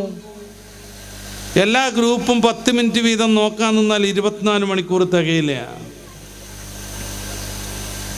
അവിടെ ഇവിടെ നോക്കിയിട്ട് പല പലഹാരങ്ങൾ ഉണ്ടാക്കുക നമ്മുടെ പെൺകുട്ടികൾ. അതിൽ കൃത്രിമമായ ചായം ചേർക്കുക, ചൈനീസ് ഗ്രാസ് വാങ്ങിയിടുക, അപ്രകാരം ടേസ്റ്റ് കൂടാൻ വേണ്ടി ചൈനക്കാരൻ ഇറക്കുകയും അവൻ്റെ നാട്ടിൽ വിൽപ്പന നിരോധിക്കുകയും ചെയ്ത അജിനോമോട്ടോ ഇടുക. എന്നിട്ട് അതിൻ്റെ ഫോട്ടോ എടുത്തിട്ട് അവരുടെ ഗ്രൂപ്പിലിടുക. വായിലിടാൻ പറ്റുമെന്നുള്ളൊരു ആശങ്ക കൊണ്ടാണ് എവിടെയെങ്കിലും ഒന്ന് ഇടേണ്ട എഴുതിയിട്ട് ഗ്രൂപ്പിലിടുന്നത്. എന്നിട്ട് അഭിപ്രായം പറയാം. നെയ്യപ്പം ഇങ്ങനെ കണ്ടിട്ടായി നല്ല ഉഷാറുണ്ടെന്ന് പറയാൻ പറ്റുമോ? അതിൽ ഉപ്പുണ്ടോയെന്നറിയോ? മധുരം ഉണ്ടോയെന്നറിയോ? അതിൻ്റെ ഉള്ളിൽ വന്നിട്ടുണ്ടോയെന്നറിയോ? ഗ്രൂപ്പുകൾ കൊണ്ട് ഗ്രൂപ്പ്. ഞാൻ ഒന്നിനെയും വിമർശിക്കല്ല. നമ്മുടെ ജീവിതത്തിന് ഒരു ലക്ഷ്യമുണ്ട്. 100-300 പ്രാവശ്യം സ്വന്തം ഖബർ നിർമ്മിച്ച് അതിലിറങ്ങി ഖുർആൻ ഖത്തം തീർത്ത നഫീസത്തുൽ മിസ്രിയ പോകുന്ന സ്വർഗത്തിലേക്കാണ് പ്രിയപ്പെട്ട സഹോദരി നിങ്ങളും പോകേണ്ടത്. അള്ളാഹു തൗഫീഖ് നൽകട്ടെ. ഖബർ നിർമ്മിക്കുക, എന്നിട്ട് അതിലിരിക്കുക, 100-300 പ്രാവശ്യം ഖത്തം തീർക്കുക. ഇതുവരെ 30 പ്രാവശ്യം ഖത്തം തീർത്തവർ എത്ര പേരുണ്ടാകും? 10, 40, 50 വയസ്സ് ജീവിച്ചിട്ട് ആലോചിച്ച് നോക്കുക. നമ്മൾ 300-ലേറെ പ്രാവശ്യം ഖബറിലിരുന്ന് ഖത്തം തീർത്ത മഹദി നഫീസ മിസ്രിയ റളിയല്ലാഹു അൻഹ. അതുകൊണ്ട് ഇമാമുന ഷാഫി തങ്ങളാകുന്ന മഹാപണ്ഡിതൻ എന്തെങ്കിലും പ്രയാസം ഉണ്ടാകുമ്പോൾ ദ്വാരക്കാൻ വേണ്ടി നഫീസയുടെ അടുത്തേക്ക് ആളെ വിട്ടത് റഹിമഹുല്ലാ. നമുക്ക് കാണാനും ഗ്രൂപ്പ് കളിക്കാനും തന്നെ സമയമില്ല. അതാണ് നിങ്ങളുടെ തെക്ക് ഭാഗത്താണ് 35 വർഷം മുന്നേ SSLC എഴുതിയവരുടെ ഗ്രൂപ്പ് രൂപപ്പെടുത്തിയത്. 35 വർഷം മുന്നേ SSLC എഴുതിയവർ ഓരോരുത്തർ ബന്ധപ്പെട്ട് പരമാവധി അന്നത്തെ SSLCക്കാരെയൊക്കെ ഉൾക്കൊള്ളിച്ചുകൊണ്ട് വാട്സാപ്പ് ഗ്രൂപ്പ് ഉണ്ടാക്കി. അവരുടെ ഒരു സംഗമം നടന്നു. ആ സംഗമത്തിനിടക്കാണ് ഒരാണും ഒരു പെണ്ണും തമ്മിൽ പിന്നെയും പരിചയപ്പെടുന്നത്. പണ്ടത്തെ ആ ഒരു ജീവിതം അവരുടെ മനസ്സിൽ തളം കെട്ടി വരുന്നത്, SSLC കാലത്ത് ഒന്നിച്ച് മരം ചുറ്റി കളിച്ചത് ഓർമ്മയിലേക്ക് വരുന്നത്, അന്നത്തെ പ്രണയവും നൊസ്റ്റാൾജിയയും കടന്നു വരുന്നത്. പരിപാടി കഴിഞ്ഞപ്പോൾ രണ്ടാളും കൂടി ഒളിച്ചോടി. 35 വർഷം മുന്നേ SSLC നടന്നു എന്ന് പറഞ്ഞു കഴിഞ്ഞാൽ ഇന്ന് 50 വയസ്സായി എന്നാണ് അതിൻ്റെ അർത്ഥം. 50 വയസ്സായൊരു കാർന്നവരും തള്ളയും കൂടി ഒളിച്ചോടിപ്പോയി. ഇവിടെ ഒന്ന് ആലോചിച്ച് നോക്കി, ഒന്ന് ആലോചിച്ച് നോക്ക്. പ്രണയത്തിന് കണ്ണില്ല മൂക്കില്ല എന്നൊക്കെ പറയും. തലച്ചോറ് തീരല്ലെന്ന് അപ്പോഴാണ് ബോധ്യപ്പെടുന്നത് നമുക്ക്. ഇവരുടെ മക്കൾക്ക് ജോലിക്ക് പോകണ്ടേ? ഇവരുടെ പേരക്കുട്ടികൾക്ക് സ്കൂളിൽ പോകണ്ടേ? നിന്റെ അമ്മ ഒന്നോ ചോദിക്കൂലേ? നിന്റെ അമ്മമ്മനെ കണ്ടോ എന്ന് ചോദിക്കൂലേ? ഈ ഗ്രൂപ്പിൽ നിന്ന് പിന്നെ പ്രൈവറ്റായിട്ട് സന്ദേശം പോകുന്നു. പിന്നെ അവർ തമ്മിൽ അങ്ങോട്ടും ഇങ്ങോട്ടും ചാറ്റ് നടക്കണ്. എൻ്റെ ഭർത്താവൊന്നും എന്നെ അങ്ങനെ പരിഗണിക്കണില്ല, കണ്ടോ മൂപ്പരൊരു കെയറിങ് എന്ന്. പ്രിയപ്പെട്ട പെണ്ണെ, തെറ്റിദ്ധരിക്കരുത്. ഭർത്താവിന് നിന്നെ പോറ്റാനുള്ള അധ്വാനം വേണം. നിന്നെ ഒപ്പം കൂടി നിന്നെ മോഹിക്കുന്നവന് ചാറ്റ് ചെയ്താൽ മാത്രം മതി. ഇതാണ് വ്യത്യാസം. ഭർത്താവിന് എപ്പോഴും പൂവിടാൻ കഴിയില്ല. രാവിലെ എഴുന്നേൽക്കുമ്പോഴേക്ക് ഗുഡ് മോർണിംഗ് വിടാൻ കഴിയില്ല. 10 മിനിറ്റ് കഴിയുമ്പോഴേക്ക് റോസാപ്പ് വിടാൻ പറ്റൂല. കുറച്ച് കഴിയുമ്പോഴേക്ക് സുഖമല്ലെന്ന് ചോദിച്ച് ടെക്സ്റ്റ് വിടൂല. പിന്നെ കൊഞ്ചിക്കൊഴിഞ്ഞുകൊണ്ടൊരു വോയിസ് പറ്റൂല. ഇതൊക്കെ മറ്റേയാൾക്ക് പറ്റും. കാരണം മൂപ്പർക്ക് ജീവിതമല്ല പ്രധാനം, നിങ്ങളുടെ ശരീരം മാത്രമാണ്. വെറുതെ പറയുന്നതല്ല. ഡോക്ടർ മാത്യു വെല്ലൂർ അദ്ദേഹത്തിൻ്റെ വിവിധങ്ങളായ ഗ്രന്ഥങ്ങൾ സമർത്ഥിക്കുന്നതാണ്. ഏറ്റവും പുതിയതായി ഇറങ്ങിയ ദൈവത്തിൻ്റെ ചാരന്മാർ എന്ന പുസ്തകത്തിൽ പോലും പ്രണയവുമായി പിറകെ കൂടുന്നവർ പെണ്ണിൽ നിന്ന് ആഗ്രഹിക്കുന്നത് അവരുടെ ശരീരമാണെന്ന് കൃത്യമായി പറയുന്നുണ്ട്. പെൺകുട്ടികൾക്ക് തോന്നുകയാണ് എൻ്റെ ഏട്ടൻ എൻ്റെ ഇക്ക ഒന്നും ചെയ്യൂല എന്ന്. അങ്ങനെ എല്ലാ പെണ്ണുകുട്ടികളും അതിൻ്റെ പുറകെ. അത് പ്രോത്സാഹിപ്പിച്ചുകൊണ്ട് സിനിമകൾ, മാപ്പിളപ്പാട്ടുകൾ. മാപ്പിളപ്പാട്ടുകൾ. ഇന്ന് ക്ലാസ് കട്ട് ചെയ്ത് എൻ്റെ കൂടെ പോരുമോനി സാബിറ എന്നുള്ള പാട്ടൊക്കെ എന്ത് മെസ്സേജാണ് ഒരു പെൺകുട്ടിക്ക് കൊടുക്കുന്നത്? ഇതിലെല്ലാം കൂടി തല തിരിഞ്ഞിട്ട് ആരാണ് നമ്മളെ നിയന്ത്രിക്കുന്നത് എന്നറിയാതെ തലമുറ നശിച്ചുകൊണ്ടിരിക്കുന്നു. തിരിഞ്ഞു നടക്കണം നമ്മൾ ഷഅബാനിൽ, പൂർണ്ണമായി ഭക്തരാവണം നമ്മൾ റമദാനിൽ. മയക്കുമരുന്ന് എന്നൊക്കെ പറഞ്ഞു കഴിഞ്ഞാൽ കേരളം ഇന്ന് അതിൻ്റെ വേൾഡ് തലത്തിൽ തന്നെ ഹബ്ബായി മാറുന്നു എന്നാണ് റിപ്പോർട്ടുകൾ. 10ഓളം കൊലപാതകങ്ങളാണ് മയക്കുമരുന്നുമായി ബന്ധപ്പെട്ട് ഒരൊറ്റ മാസം ഈ കൊച്ചു കേരളത്തിൽ സംഭവിച്ചത്. നേരത്തെ ഞാൻ സൂചിപ്പിച്ചിട്ടുണ്ട്. ചില്ലറ സംഭവമല്ലത്. വളാഞ്ചേരി ഭാഗത്തുള്ളൊരു ചെറുപ്പക്കാരൻ നിസാം കേരളത്തിലെ പ്രസിദ്ധമായൊരു ചാനലിൽ 1 മണിക്കൂറോളം ഇൻ്റർവ്യൂ കൊടുത്തു. അവൻ എങ്ങനെയാണ് ഈ മയക്കുമരുന്നിൻ്റെ അഡിക്റ്റ് ആയത് എന്ന് ആ കുട്ടി വളരെ ഗദ്ഗതത്തോടു കൂടെ വിശദീകരിക്കുന്നുണ്ട്. 23 വയസ്സ് വരെ ഒരു സിഗരറ്റ് പോലും വലിക്കാത്ത നല്ല മനുഷ്യൻ, 23 വയസ്സ് വരെ ഒരു സിഗരറ്റ് പോലും ചുണ്ടിൽ വെക്കാത്ത കുട്ടി. ഒരു ദിവസം അവൻ്റെ കൂട്ടുകാർ പ്രേരിപ്പിച്ചിട്ട് അവരൊരു യാത്ര പോകുന്നു.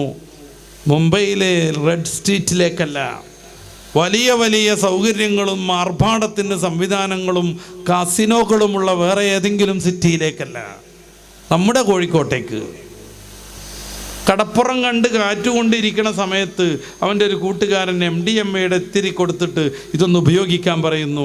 ആ ചെറുപ്പക്കാരൻ വയ്യെന്ന് പറഞ്ഞ് പരമാവധി ഒഴിഞ്ഞു മാറുന്നു. ഒന്നുപയോഗിച്ചാൽ എന്താണെന്ന് അവർ മോട്ടിവേഷൻ ചെയ്യുന്നു. ഭയങ്കരമായി ധൈര്യം കിട്ടുമെന്ന് പറയണത്. എല്ലാം ഒന്ന് അനുഭവിക്കേണ്ട ജീവിതത്തിൽ നിന്ന് അവർ പിന്നെയും പിന്നെയും പ്രലോഭിപ്പിച്ചുകൊണ്ടിരിക്കുന്നു. ജീവിതത്തിൽ ഏറ്റവും ദുർബലമായ നിമിഷത്തിൽ ആ ചെറുപ്പക്കാരൻ കൂട്ടുകാരുടെ നിർബന്ധത്തിന് വഴങ്ങി അതൊരു പ്രാവശ്യം മാത്രം ഉപയോഗിക്കുന്നു. അത് മതിയായിരുന്നു. അതോടെ അവൻ അഡിക്റ്റായി തീർന്നു. അതോടുകൂടെ മയക്കുമരുന്നിൻ്റെ അഡിക്റ്റായി മാറിയ കുട്ടി അത് കിട്ടാതെ ജീവിക്കാൻ വയ്യാതെയായി. മോഷ്ടിക്കേണ്ടി വരുന്നു ഇത് മേടിക്കാനുള്ള വലിയ സാമ്പത്തിനു വേണ്ടി. വയനാട്ടിൽ പോയി മേടിച്ചു, നിങ്ങളുടെ കൊച്ചിയിൽ വന്ന് മേടിച്ചു. അവൻ പലതും തുറന്നു പറയുന്നുണ്ട്. എല്ലാം കൂടെ ഇവിടെ വിശദീകരിക്കാൻ എനിക്ക് സമയമില്ല. ഈ വിശുദ്ധമായ വേദിയിൽ അതിന് പറ്റൂല. പിന്നെ ഈ സാധനം കിട്ടാൻ വേണ്ടി അവൻ അതിൻ്റെ വിൽപ്പനക്കാരനായി. അതിനുശേഷം അവൻ കുറച്ച് പറയുന്നുണ്ട്, എന്നിൽ നിന്ന് ഈ സാധനം വാങ്ങുന്ന ഡോക്ടർമാരുണ്ടെന്ന്, ദമ്പതികളുണ്ടെന്ന്. ഭാര്യയും ഭർത്താവും ഒന്നിച്ചു വന്ന് മയക്കുമരുന്ന് വാങ്ങിക്കൊണ്ടുപോയി അവരുടെ സ്വകാര്യ ഇടങ്ങളിൽ വെച്ച് ഉപയോഗിച്ച് സ്വപ്ന ലോകത്ത് ജീവിക്കുന്നുണ്ടെന്ന്. അതിലേറെ കൗതുകം ആ ചെറുക്കൻ വിശദീകരിക്കുന്നു. എന്നിൽ നിന്ന് സ്ഥിരമായി മയക്കുമരുന്ന് വാങ്ങുന്ന ഒരാൾ ഒരു പെണ്ണിനോടൊപ്പം വന്നു, ഒരു യുവതിയോടൊപ്പം വന്നു. സ്വാഭാവികമായി ഞാൻ ചോദിച്ചു, ഇതാരാണ്, ഭാര്യയാണോ എന്ന്? അവൻ പറഞ്ഞു, ഭാര്യയല്ല, അത് പെങ്ങളാണ് എന്ന്. സഹോദരനും സഹോദരിയും ഒന്നിച്ചു ചേർന്ന് MDMA വാങ്ങി ഉപയോഗിക്കുന്ന കേരളത്തിലാണ് നമ്മൾ ഒരുമിച്ച് കൂടിയിട്ടുള്ളത്. ചില്ലറ സംഭവമല്ല ഇത്. ഈ MDMAക്ക് പ്രിയപ്പെട്ട ചെറുപ്പക്കാരറിയണം, പ്രത്യേകിച്ചൊരു സ്മെല്ലില്ല. നമ്മുടെ മൂക്കിലൂടെ അതങ്ങ് ഉരസി എടുത്തിട്ടുണ്ടെങ്കിൽ എന്തെങ്കിലും ഒന്ന് നമ്മുടെ മൂക്കിൽ സ്പർശിച്ചു എന്ന് തോന്നുക പോലുമില്ല. അയാളുടെ കൈ തട്ടിന്നേ നമുക്ക് തോന്നുള്ളൂ. ഗാനമേളകളുടെ അവസാനം കസേരകളിടിച്ച് ട്യൂബ് ലൈറ്റ് പൊട്ടിച്ച് തല്ല് നടക്കുമ്പോൾ, സിനിമ ഹാളിൽ തിരക്ക് കൂടുമ്പോൾ, ടൂറ് പോകുമ്പോൾ ബസ്സിലൊക്കെ നിന്ന് 2 പേർ ജോഡി ചേർന്ന് നിന്ന് മിന്നി ലൈറ്റ് വിട്ടിട്ട് ഡാൻസ് കളിച്ചുകൊണ്ടിരിക്കുമ്പോൾ ഈ വിതരണക്കാരാകുന്ന വിദ്യാർത്ഥികൾ, നമ്മുടെ സഹോദരന്മാർ, നമ്മുടെയൊക്കെ കൂട്ടുകാർ നിങ്ങളറിയാതെ മൂക്കിൽ അതൊന്ന് സ്പർശിച്ചെടുക്കും. ഒരൊറ്റ പ്രാവശ്യം MDMA എന്ന സിന്തറ്റിക് രാസമരുന്ന് മൂക്കിലൂടെ ഒരൊറ്റ പ്രാവശ്യം കയറിക്കഴിഞ്ഞാൽ അതിൻ്റെ അടിമയായി തീരും. എൻ്റെ പ്രിയപ്പെട്ട ഉമ്മമാരെ, സഹോദരിമാരെ, നിങ്ങൾക്ക് മകൻ എന്നേക്കുമായി നഷ്ടപ്പെടും. നിങ്ങളെ സ്നേഹിച്ചിരുന്ന ആങ്ങളെ നിങ്ങളുടേതല്ലാതായി തീരും. നിങ്ങളുടെ മക്കളെ വലിയ സ്നേഹമായിരിക്കും, പിന്നെ അക്രമം തുടങ്ങും. മയക്കുമരുന്ന് ഉള്ളിലെത്തിക്കഴിഞ്ഞാൽ അവൻ്റെ ജീവിതം 4 ഘട്ടങ്ങളാണ്. 1-ാം ഘട്ടത്തിൽ ഗംഭീര ധൈര്യനായി മാറും. ധൈര്യം, എന്തിനും ധൈര്യം. തെങ്ങ് കയറി ചാടും ചിലപ്പോൾ, ട്രെയിനിൻ്റെ മുന്നിലേക്ക് ഇറങ്ങി നിൽക്കും ചിലപ്പോൾ. എന്തേ? ഗംഭീര ധൈര്യം. അവനുണ്ടാവുന്നത് അവൻ്റെ ആത്മാവിൻ്റെ പ്രേരണയോ അല്ല, അവൻ്റെ ഉള്ളിൽ കയറിയ MDMAയുടെ പ്രവർത്തനം. 2-ാം ഘട്ടത്തിൽ ദുഃഖിതനായി മാറും. ദുഃഖം, എപ്പോഴും ദുഃഖം, അന്തർമുഖത്വം. ഒരു നല്ല കാര്യത്തിലും അവനുണ്ടാവില്ല. 3-ാം ഘട്ടത്തിൽ വയലൻ്റ് ആകും, എന്തിനേയും ആക്രമിക്കും. അപ്പോഴാണ് അടുത്ത വീട്ടിൽ പോയിട്ട് വലിയ കത്തി മേടിച്ച് ക്യാൻസർ രോഗിയായി കിടക്കുന്ന ഉമ്മയെ അറുക്കാൻ കഴിയണത്. വൃദ്ധയായ അമ്മയെയും അച്ഛനെയും വീട്ടിലിട്ട് പുറത്തേക്ക് ലോക്ക് ചെയ്ത് വീട്ടിന് തീ കൊടുക്കാൻ കഴിയുന്നത്. വയലൻ്റാകും, എന്തിനേയും എതിർക്കും, എന്തിനേയും നേരിട്ട് കൊണ്ടേയിരിക്കും, നിഷേധിയായി ജീവിക്കും. ഒരാളോടും മമത കാണിക്കില്ല. ആരുടെ ദുഃഖവും അവനൊരു പ്രശ്നവും ആവില്ല. ആരുടെ ദുഃഖവും അവനൊരു പ്രശ്നമല്ല. അവനായി മാത്രം ജീവിക്കും. ഇത് 3-ാം ഘട്ടം. പിന്നീട് 4-ാം ഘട്ടം ദുഃഖത്തിൻ്റെയും പേടിയുടെയും ഘട്ടം. ഗംഭീരമായ ഭയം, എന്തിനേയും പേടി. പേടി എന്നൊക്കെ പറഞ്ഞിട്ടുണ്ടെങ്കിൽ സ്വന്തം അമ്മയെയും അച്ഛനെയും പേടി. ഒരു കാക്കിക്കുപ്പായിട്ട് ഡ്രൈവറെ കാണുമ്പോൾ ദേ പോലീസ് വരുന്നു എന്നുള്ള പേടി. ആരെങ്കിലും 2 പേർ സംസാരിക്കുന്നത് കണ്ടാൽ അത് എന്നെക്കുറിച്ച് പറയാണ്, എന്നെ അറസ്റ്റ് ചെയ്യിപ്പിക്കാൻ വേണ്ടിയുള്ള സംസാരമാണെന്ന പേടി. ഈ ഒരു ഘട്ടമെത്തിക്കഴിഞ്ഞാൽ ആ ചെറുപ്പക്കാരൻ പിന്നീട് ചിന്തിക്കുന്നത് എനിക്കിനി ജീവിതം സാധ്യമല്ലെന്നാണ്. പിന്നീട് അവൻ്റെ മുമ്പിലുള്ള ഏക മാർഗം ആത്മഹത്യയാണ്. ഒന്നുകിൽ ആത്മഹത്യ ചെയ്യണം, അല്ലെങ്കിൽ അവിടെ വെച്ചിട്ട് ഭ്രാന്ത് പിടിച്ചിട്ട് മാനസിക രോഗിയായി മാറണം. ഒന്നുകിൽ ആത്മഹത്യ വേണം, അതല്ലെങ്കിൽ ഭ്രാന്തനായി മാറണം. ഈ 2 മാർഗത്തിലൂടെ പിന്നെ സഞ്ചരിക്കുന്നു. മിക്കവാറും പേർ ആത്മഹത്യ ചെയ്യുന്നു. എങ്ങനെ ആത്മഹത്യ ചെയ്യണം കൃത്യമായ നിർദ്ദേശം അവർക്ക് ഗൂഗിളിൽ നിന്ന് കിട്ടും. ഏതെങ്കിലും മെട്രോ സിറ്റിയിലെ കഥയല്ല ഞാൻ പറയുന്നത്.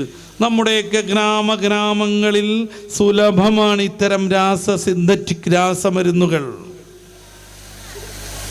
ഒരു നിയന്ത്രണമില്ലാത്തത് സുലഭമായി കിട്ടിക്കൊണ്ടിരിക്കുകയാണ്. നമ്മുടെ മക്കളെ ആര് നിയന്ത്രിക്കുന്നു എന്നുള്ളതിനെ കുറിച്ച് നമുക്കൊരു ബോധം വേണം. അവരുടെ കൂട്ടുകാരാരാണ്, ആരാവണമെന്ന് നമ്മൾ ചിന്തിക്കണം. അക്കാര്യത്തെക്കുറിച്ച് നമ്മുടെ മക്കളോട് എപ്പോഴും സംസാരിച്ചുകൊണ്ടിരിക്കണം. ഈ സദസ്സിൽ കുറേ ചെറുപ്പക്കാരെ കാണുന്നുണ്ട്. പൊതുവേ സദസ്സിൽ ചെറുപ്പക്കാരെ കിട്ടണമെങ്കിൽ നമ്മുടെ മുമ്പിലൊക്കെ ഇരിക്കുന്ന മുത്താലിമീങ്ങളാവണം. ബാക്കിയുള്ളവരൊന്നും അങ്ങനെ എത്താറില്ല. എന്തോ ഒരു ഭാഗ്യം, നമ്മുടെ പ്രവർത്തകരുടെ കഠിനാധ്വാനത്തിൻ്റെ ഫലമാകും കുറേ ചെറുപ്പക്കാർ ഈ സദസ്സിലുണ്ട്. നമ്മളെക്കൊണ്ട് വലിയൊരു ദൗത്യം മതത്തിനുണ്ട്, നമ്മുടെ കുടുംബത്തിനുണ്ട്. ആർക്കോ വേണ്ടി തിളക്കുന്ന സാമ്പാർ എന്ന് നമ്മൾ ഉദാഹരണം പറയാറുണ്ട്. അങ്ങനെ ആർക്കെങ്കിലും വേണ്ടി തിളക്കരുത് പ്രിയപ്പെട്ട ചെറുപ്പക്കാരെ. നമ്മുടെ ജീവിത ലക്ഷ്യം എന്താണെന്ന് തിരിച്ചറിയണം. ഇത് ദീർഘമായൊരു യാത്രയാണെന്ന ബോധം വേണം. നമ്മുടെ ലക്ഷ്യസ്ഥാനം ഇതല്ലേയല്ല. നമ്മുടെ മാതാവിൻ്റെയും പിതാവിൻ്റെയും ഭവനമുണ്ട്, അങ്ങോട്ട് പോകുകയാണ് നമ്മൾ. സൂറത്തുൽ മുഅ്മിനൂനിൻ്റെ 10-ാമത് വചനം, ഉലൈക ഹുമുൽ വാരിസൂൻ അല്ലദീന യരിസൂനൽ ഫിർദൗസ് ഹും ഫീഹാ ഖാലിദൂൻ. നമ്മുടെ മാതാവിൻ്റെയും പിതാവിൻ്റെയും 1-ാമത്തെ ഭവനം, വീട്, സ്വർഗം, അങ്ങോട്ടുള്ള യാത്രയിലാണ് നമ്മൾ. അല്ലാതെ ഇവിടെ ഇങ്ങനെ എന്നും ഇവിടെ ചിരഞ്ജീവിയാകുന്ന ആരും വിചാരിക്കരുത്. വലിയ വീടുണ്ട്, പത്രാസുണ്ട്, കാറുണ്ട്, സംവിധാനങ്ങളുണ്ട്, ഞാനിപ്പോൾ അടുത്തൊന്നും തീരൂലെന്ന് തെറ്റിദ്ധരിക്കരുത്. കഴിഞ്ഞ ആഴ്ചയുടെ മുന്നെയാണ് MT വാസുദേവൻ നായർ എന്ന കേരളത്തിലെ പ്രമുഖനായ എഴുത്തുകാരൻ മരണപ്പെടുന്നത്. മഞ്ഞെന്ന് പറയുന്ന അദ്ദേഹത്തിൻ്റെ പുസ്തകത്തിൽ മരണത്തെ അയാൾ നിർവചിക്കുന്നുണ്ട് രംഗബോധമില്ലാത്ത കോമാളി എന്ന്. രംഗബോധമില്ലാത്ത കോമാളി എങ്ങനെയാണ്, ആരെ മേലെയാണ് കയറുകയെന്ന് ഒരു കഥയില്ലാത്ത മരണം. 10-15 വർഷമായി ഡയാലിസ് ചെയ്യുന്ന വല്ലിപ്പനെ ആശുപത്രിയിലേക്ക് സ്ഥിരമായി കൊണ്ടുപോയിക്കൊണ്ടിരിക്കുന്ന പേരക്കുട്ടിയാവുന്ന 22-കാരൻ എഴുന്നേൽക്കണ സമയത്ത്, വിളിച്ചുണർത്തുന്ന സമയത്ത് എഴുന്നേൽക്കണില്ല, മരണപ്പെട്ടിരിക്കുന്നു. 15 വർഷത്തോളം ഡയാലിസ് ചെയ്തുകൊണ്ടിരുന്ന വല്ലിപ്പ ഇപ്പോഴും ഡയാലിസിന് ബാക്കി കിടക്കണ്. എവിടെ എങ്ങനെ ഇടപെടണമെന്നറിയാത്തൊരു യാഥാർത്ഥ്യം, അതാണ് മരണം. അതിന് മുന്നേ സമൂഹത്തിന് ഉപകാരപ്പെടണം, കുടുംബത്തിന് ഉപകാരപ്പെടണം, ദീനിനു വേണ്ടി പ്രവർത്തിക്കണം. എപ്പോൾ എടുക്കപ്പെട്ടാലും മുആദ് ഇബ്നു ജബൽ തങ്ങളെപ്പോലെ മരണത്തെ സ്വാഗതം ചെയ്യാനും പരിശുദ്ധമായ സ്വർഗത്തിലേക്ക് എത്താനും പറ്റണം. അതിന് പറ്റും വിധം നമ്മുടെ ജീവിതത്തെ ക്രമീകരിക്കണം. അല്ലാതെ ആരെങ്കിലും നിയന്ത്രിക്കട്ടെ എന്ന് കരുതി വിടരുത്. നമ്മുടെ ഡ്രസ് കോഡ് നമ്മൾ തന്നെ തീരുമാനിക്കണം. നമ്മൾ എന്ത് കഴിക്കണമെന്ന്, നമ്മൾ എന്ത് ഉപയോഗിക്കണമെന്ന് നമ്മൾ തീരുമാനിക്കണം. അതിന് മതത്തിൻ്റെ പിന്തുണ വേണം. ഈ ഒരു മുന്നേറ്റത്തിൽ അവരെ സഹായിക്കാൻ പ്രിയപ്പെട്ട ഉമ്മമാരെ, സഹോദരിമാരെ നിങ്ങൾക്ക് സാധിക്കണം. ഇപ്പം മോള് മദ്രസയിൽ നല്ല കാര്യങ്ങളൊക്കെ പഠിക്കുന്നു, അവരത്ത് മറക്കുന്നതിനെ കുറിച്ചൊക്കെ. എന്നിട്ടോ വീട്ടിലെത്തുന്നതോടുകൂടെ ഉമ്മ പിക്നിക്കിന് പോകാൻ നിൽക്കുക, അല്ലെങ്കിൽ ഉമ്മ ഷോപ്പിങ്ങിന് പോകാൻ നിൽക്കുക. അപ്പം മോളുടെ ഡ്രസ്സ് മൊത്തത്തിൽ വാരി വലിച്ചെറിയണം, തലകെട്ടൊക്കെ എടുത്ത് എറിയണം, പർദ്ദ വലിച്ചെറിയുന്നു. എന്നിട്ട് സ്ലീവ്ലെസ്സായ ഈ ഒരു കയ്യില്ലാത്തൊരു ടീഷർട്ടും ഒരു ഇത്തിരി പോകുന്ന ഒരു സ്കേർട്ടും ഒരു പാവാടിയിട്ടും എടുത്തിട്ട് 12-13 വയസ്സുള്ള കുട്ടീനൊപ്പം കൊണ്ടിടക്കണ്. ഈ കുട്ടിയുടെ മനസ്സിൽ എന്തൊരു സംഘർഷമാണ്. ഉസ്താദ് പഠിപ്പിച്ച ദീനല്ലല്ലോ വീട്ടിൽ വരുമ്പോൾ. ഉസ്താദ് സിനിമയുടെ പ്രയാസം പറയുന്നു, സിനിമ കൊണ്ടുണ്ടാകുന്ന അനർത്ഥങ്ങൾ പറയുന്നു. ദൃശ്യം മോഡലിൽ നിന്ന് വെറുതെ ഒന്ന് യൂട്യൂബിൽ അടിച്ചു നോക്കുക. ആ ഒരു സിനിമ ഇറങ്ങിയതിന് ശേഷം കേരളത്തിലുണ്ടായ കൊലപാതകങ്ങളുടെ ലിസ്റ്റ് കാണും. ഞാൻ നേരത്തെ പറഞ്ഞ ഹാപ്പി ന്യൂ ഇയറിൻ്റെ അന്ന് ഒരു സഹോദരനെ കുത്തിക്കൊന്ന 14-കാരനും 16-കാരനും പ്രചോദിതരായത് അന്ന് ഓടിക്കൊണ്ടിരിക്കുന്ന സിനിമ കൊണ്ടാണെന്ന് മാധ്യമങ്ങൾ പിറ്റേന്ന് റിപ്പോർട്ട് ചെയ്യുന്നു. അള്ളാഹുവിൻ്റെ ദുനിയാവിൽ ജ്യൂസ് അടയ്ക്കാൻ പറ്റിയ എന്തൊക്കെ സാധനങ്ങളുണ്ട്. ചരങ്ങ കൊണ്ടും കുമ്പളങ്ങ കൊണ്ടും ഒക്കെ ജ്യൂസ് അടിക്കാറുണ്ട് ഞങ്ങളൊക്കെ മേഖലയിൽ. കാരറ്റ് കൊണ്ട് ജ്യൂസ്, ലഡുവും ജിലേബി അടക്കം അച്ചാറിലിടൽ, എല്ലാം സാധ്യമാണ് ഇന്നത്തെ കാലത്ത്. പക്ഷെ നമ്മുടെ പിള്ളേർക്ക് അത് പോരാ. ജ്യൂസ് അടിക്കാൻ കട്ടച്ചോര കൊണ്ട് ജ്യൂസ് അടിച്ച് സോഡാ സർബത്ത് അപ്പളേ ഒരു ഉഷാറുണ്ടാവുള്ളൂ. കട്ടച്ചോര കൊണ്ട് ജ്യൂസ് അടിച്ച് സോഡാ സർബത്ത് കുട്ടികൾ പാടി ആസ്വദിച്ച് നടന്ന പാട്ടാണ്. ഇത് കേൾക്കുമ്പോൾ തുള്ളും. ഈ സാസിലും തുള്ളാൻ തോന്നുന്നുണ്ട്, കാലങ്ങോട്ടും ഇങ്ങോട്ടും ഇട്ടടിക്കാൻ തോന്നുന്നുണ്ട് കുറേ ആളുകൾക്ക്. കാരണം അത്രമേൽ സ്വാധീനിച്ചു അവരെ. കട്ടച്ചോര കൊണ്ട് ജ്യൂസ് അടിച്ച് സോഡാ സർബത്ത്. ആലോചിച്ച് നോക്കി നിങ്ങൾ. ഇതാണ് അവറ്റങ്ങളുടെ മനസ്സിൽ. അങ്ങനെയാണ് ഉമ്മനെ ഇറക്കുമ്പോൾ യാതൊരു മനസ്താപവും തോന്നാത്തത്. നിന്റെ കൂട്ടുകാരൻ്റെ നെഞ്ചത്തും വയറിലും കത്തി കുത്തിക്കൊണ്ട് ഹരിശ്രീ കുത്ത് എന്നാണ് പാട്ടിൻ്റെ അടുത്ത വാക്ക്. എങ്ങനെ ഹരിശ്രീ കുത്തേണ്ടത്? എങ്ങനെ ഹരിശ്രീ കുറിക്കേണ്ടത്? കത്തി കൊണ്ടുവരും, എന്നിട്ട് നിന്റെ കൂട്ടുകാരൻ്റെ പുറത്ത് ഹരിശ്രീ കുത്ത് എന്നാണ്. ഹരിശ്രീ നീ എഴുതി കുറിക്കുന്നല്ല. ആ ഹരിശ്രീ കുറിക്കലാണ് ടോയ്ലറ്റിൻ്റെ ക്ലോസറ്റിലേക്ക്, വൃത്തികെട്ട ആ ഒരു പൊതു ക്ലോസറ്റിലേക്ക് ഒരു കുട്ടിയുടെ മുഖം അമർത്തിപ്പിടിച്ച് 2-3 ചങ്ങാതിമാർ അത് ചവിട്ടി അമർത്തി വെച്ച് മറ്റേ ചങ്ങാതി ഫ്ലെക്സ് അടിക്കണത്. കൂട്ടുകാരൻ്റെ നെഞ്ചത്ത് ഹരിശ്രീ കുത്തുന്നതാണത്. നമ്മളിങ്ങനെ തന്നെ ആവണം. ആലോചിച്ച് നോക്കൂ. നമ്മുടെ കൂട്ടുകാരൻ, നമ്മുടെ മക്കൾ, നമ്മുടെ മക്കളുടെ കൂട്ടുകാർ, ഇതൊക്കെ നമ്മൾ പഠിക്കേണ്ടതാണ്. മക്കളോടൊപ്പം നിരന്തരമായി കൂട്ടുകൂടാൻ നമുക്ക് കഴിയണം. സഹോദരിമാരുടെ ഏറ്റവും നല്ല കൂട്ടുകാരി ഉമ്മയായി മാറണം. നമ്മുടെ ചെറുപ്പക്കാരുടെയൊക്കെ ഏറ്റവും നല്ല കൂട്ടുകാരൻ അവൻ്റെ പിതാവാവണം. കാര്യങ്ങൾ സംസാരിക്കാൻ പറ്റണം, മക്കളോടൊപ്പം ഇരിക്കാൻ പറ്റണം. അന്തിച്ചോറ് കഴിക്കുമ്പോൾ മക്കൾ കൂടെ വേണം. എല്ലാവരും അവരുടേതായ ലോകത്ത്, മക്കൾ മക്കളുടെ ലോകത്തും. ഇങ്ങനെ അന്തം വിട്ട് നിന്നാൽ പറ്റൂല. പള്ളിക്ക് പോകുന്ന കാരണവന്മാരുണ്ടാകും, പക്ഷേ അവരുടെ മക്കളും അവരുടെ മക്കളൊക്കെ അന്തം വിട്ട് അങ്ങാടിയിൽ ഡാൻസും കളിച്ചിട്ട് കട്ടച്ചോര കൊണ്ട് ജ്യൂസ് അടിക്കാനുള്ള പരിപാടി എടുക്കുന്നുണ്ടാകും. അതുപോലെ മനോഹരമായ പള്ളിയുണ്ട് നമ്മുടെ അടുത്ത്. ജമാഅത്ത് സജീവമാകണം. ഷഅബാനാണ്. സുബൈക്ക് ജമാഅത്തിന് കൊണ്ടുവരാത്ത ഒരൊറ്റ മക്കളും നമ്മുടെ വീട്ടിലുണ്ടാകരുത്. ഉറക്കച്ചടവുണ്ടാവും. എന്തുകൊണ്ടാണെന്നറിയോ? മക്കളെ ഫോൺ എടുത്ത് വാട്സപ്പ് ഒന്ന് പരിശോധിക്കുക. ലാസ്റ്റ് സീൻ 1:30 AM എന്നുണ്ടാവും. പിന്നെ ഉറക്കച്ചടവ് തന്നെ ആയിരിക്കും. Last seen 1:30 AM, last seen 2 മണി AM, ഇങ്ങനൊക്കെ ഉണ്ടായ അങ്ങനെ തന്നെ ആയിരിക്കും. എന്ന് വെച്ചാൽ 2 മണി വരെ അവറ്റങ്ങൾ ഇതിമ ചാറ്റ് ചെയ്തു. ഇതും വല്ലാത്തൊരു ചീറ്റിംഗ് അല്ലേ? അവരുടെ ദീനും ദുന്യാവും നശിച്ചുകൊണ്ടിരിക്കല്ലേ?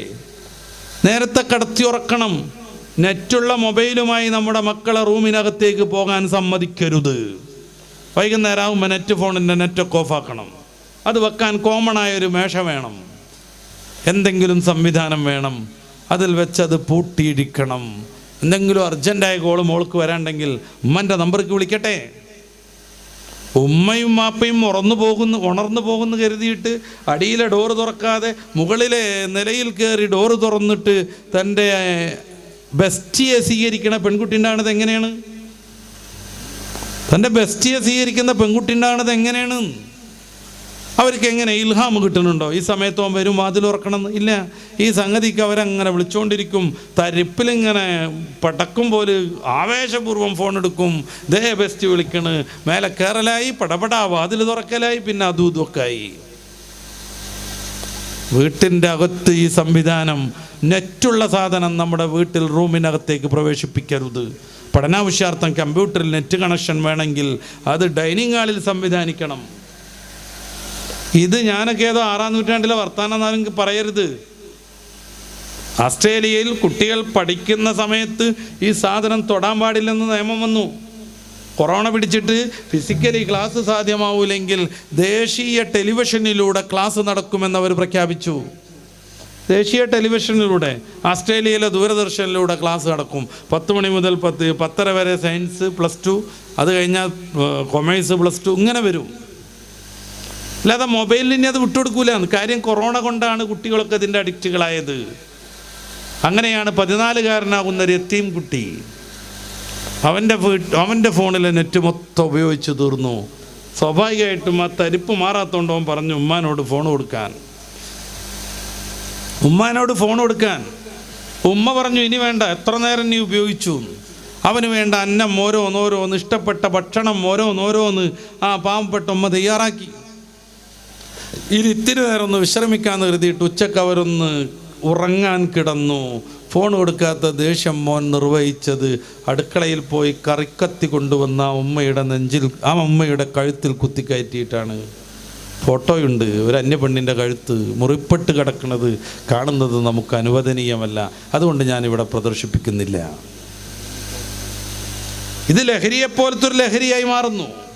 പഠിക്കാനിരിക്കുന്ന നമ്മുടെ പെൺകുട്ടി ഇങ്ങനെ ഫോണിൽ ഇടക്കിടക്ക് നോക്കുകയാണ്. എന്താ ഫ്രണ്ട്, എന്താണ് ബെസ്റ്റ്, എന്താണ് അഫയർ, ഇവരൊന്നും റോസാപ്പ് വിടാത്തത്. അവളുടെ ശ്രദ്ധ ഫുള്ള് റോസാപ്പ് വരുന്നുണ്ടോ എന്ന് എഴുതിയിട്ടാണ്. നിങ്ങളുടെ ആലപ്പുഴ ജില്ലയിലാണ് ഒരു 10ാം ക്ലാസ്സുകാരിയാകുന്ന പെൺകുട്ടി അവളുടെ കൂട്ടുകാരിയെ ക്ഷണിച്ച് വീട്ടിൽ പഠിക്കാനിരിക്കുന്നത്. പഠിക്കുമ്പോൾ ഒരു വൈബിന് വേണ്ടിയിട്ട് ഒപ്പമുള്ള 2 ചെക്കന്മാരെയും വിളിച്ചു അവർ. അപ്പോഴാണ് 2 ചെക്കന്മാർ കൂടെ പഠിക്കുന്നുണ്ട് എന്ന് ഇവർ 3 കൊല്ലമായിട്ട് കൊണ്ടു നടക്കുന്ന ബോയ് ഫ്രണ്ട് ലവർ അറിയണത്. അങ്ങനെ അവർ 2 പേരും വന്നു. SSLC പൂരം പോകാണ്.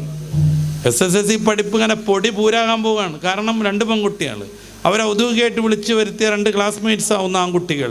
ഇവരെ എന്തുകൊണ്ടാണ് പെൺകുട്ടികളെ എടുത്ത് നിൽക്കണോ, നമ്മളെ ലവേഴ്സാണല്ലോ എന്ന് കരുതിയിട്ട് വന്ന അവരുടെ 2 ലവേഴ്സും ഗംഭീരമായ അടി നടന്നു, പൊരിഞ്ഞ തല്ല്.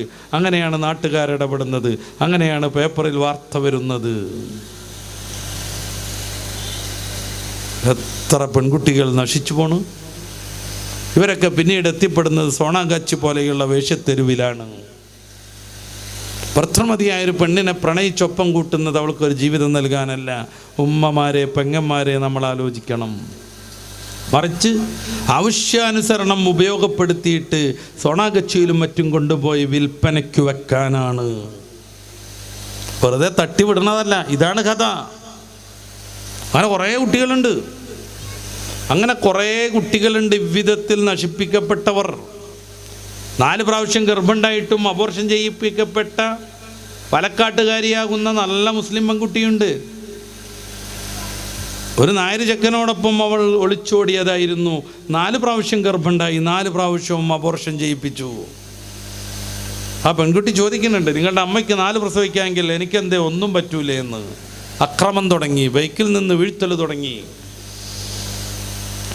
അവരവസാനം കഥയല്ലത് ജീവിതം എന്ന് പറഞ്ഞിട്ടൊരു ചാനലിൽ വന്ന് പൊട്ടിക്കരയുന്നുണ്ട്. ആ തിരിച്ചറിവെത്തുമ്പോഴേക്ക് കുടുംബം വെറുത്തിരിക്കും, സഹായിക്കാൻ ആരും ഉണ്ടാവില്ല. മയക്കുമരുന്നിൻ്റെയും മദ്യത്തിൻ്റെയും അഡിക്റ്റുകളാവുന്ന കുറേ ആളുകൾ, പ്രിയപ്പെട്ട പെൺകുട്ടി, നിങ്ങളെ നശിപ്പിക്കാൻ വേണ്ടി മാത്രം പ്രണയം നടിച്ചൊപ്പം കൂടുന്നു. ജസ്റ്റ് ഒരാഴ്ച മുമ്പ് മാത്രം ഇൻസ്റ്റയിൽ പരിചയപ്പെട്ട ചെറുപ്പക്കാരൻ നിങ്ങളെ സംരക്ഷിച്ചു വളർത്താൻ കഠിനാധ്വാനം ചെയ്ത വാപ്പയേക്കാളും നിങ്ങൾക്ക് ഇഷ്ടക്കാരനാകുന്നു, ഉമ്മയേക്കാളും. തല്ലൂടാനും വഴക്കടിക്കാനും നിങ്ങളോടൊപ്പം ഉണ്ടെങ്കിലും നിങ്ങളെ 2 ദിവസം കാണാതിരുന്നാൽ ബേജാറ് കൂട്ടുന്ന സഹോദരനേക്കാൾ കല്യാണം കഴിഞ്ഞ് നിങ്ങൾ ഇറങ്ങിപ്പോകുന്ന സമയം അതുവരെയും കല്യാണത്തിൻ്റെ നേതൃത്വം വഹിച്ച് അങ്ങോട്ടും ഇങ്ങോട്ടും ഓടിപ്പാഞ്ഞ് നടന്ന അനുജൻ ഇറങ്ങണ സമയത്ത് മൂപ്പരാളെ കാണൂല. എവിടെ അവൻ കരുതി നോക്കണ സമയത്ത് ചുണ്ടും കടിച്ചിങ്ങനെ നിൽക്കായിരിക്കും. താത്ത പോണ വിഷമത്തിന് ആരെങ്കിലൊക്കെ പിടിച്ചുകൊണ്ട് വരും. താത്ത പോവല്ലേ, നീ ഒന്ന് കൈ കൊടുക്കുമെന്ന് പറയും. കൈ കൊടുക്കുന്ന കൈ പിടിവിടാൻ അവന് കഴിയൂല. ആ സാസിൽ വെച്ച് അതുവരെ പിടിച്ചു വെച്ച എല്ലാ ധൈര്യവും പെങ്ങളോടുള്ള സ്നേഹത്തിൻ്റെ ആ ആധിക്യം മൂലം നഷ്ടപ്പെട്ടു പോകുന്നു, പൊട്ടിക്കരയുന്നു. ഈ സഹോദരൻ പിന്നെ നിങ്ങൾക്ക് ആവശ്യമില്ല. ഒരാഴ്ച മുമ്പ് മാത്രം പരിചയപ്പെട്ട ആൾ മതി. അവൻ്റെ ആറ്റിറ്റ്യൂഡ് അറിയില്ല, സ്വഭാവം അറിയില്ല, ജീവിത രീതി അറിയില്ല. അങ്ങനെയാണ് ജപ്പാനിൽ ജോലി ചെയ്ത് കോടികൾ സ്വരൂപ് കൂട്ടിയ നമ്മുടെ നാട്ടിലെ ഒരു ചെറുപ്പക്കാരൻ്റെ ഭാര്യ. അവളുടെ സ്വന്തം പേരിൽ കോടികളുടെ ആസ്തിയുണ്ട്. അവളുടെ മാതാപിതാക്കൾക്ക് വേണ്ടി നല്ല മനോഹരമായ കൊട്ടാര സദൃശ്യമായ വീട് ഈ ചെറുപ്പക്കാരൻ നിർമ്മിച്ചു കൊടുത്തിട്ടുണ്ട്. പക്ഷേ അത് പോരാഞ്ഞിട്ട് അവളൊരു അന്യമതക്കാരനാകുന്ന ചെറുപ്പക്കാരനെ പ്രണയത്തിലാകുന്നു. ഈ ഭർത്താവ് നിർമ്മിച്ച മനോഹരമായ മണിമന്ദിരത്തിൽ അതിമൃദുവായ ബെഡിൽ ഈ ചെറുപ്പക്കാരനുമായി അവൾ സല്ലപിക്കുന്നു, രമിക്കുന്നു. ചെറിയ കുട്ടി പറയുന്നുണ്ട്, ഏട്ടൻ ഇറങ്ങി വരല് സാരിമ്മക്കൂടെയാണ് എന്ന്. സാരി കെട്ടിക്കൊടുത്തിക്കുകയാണ് ഊർന്നിറങ്ങാൻ വേണ്ടിയിട്ട്.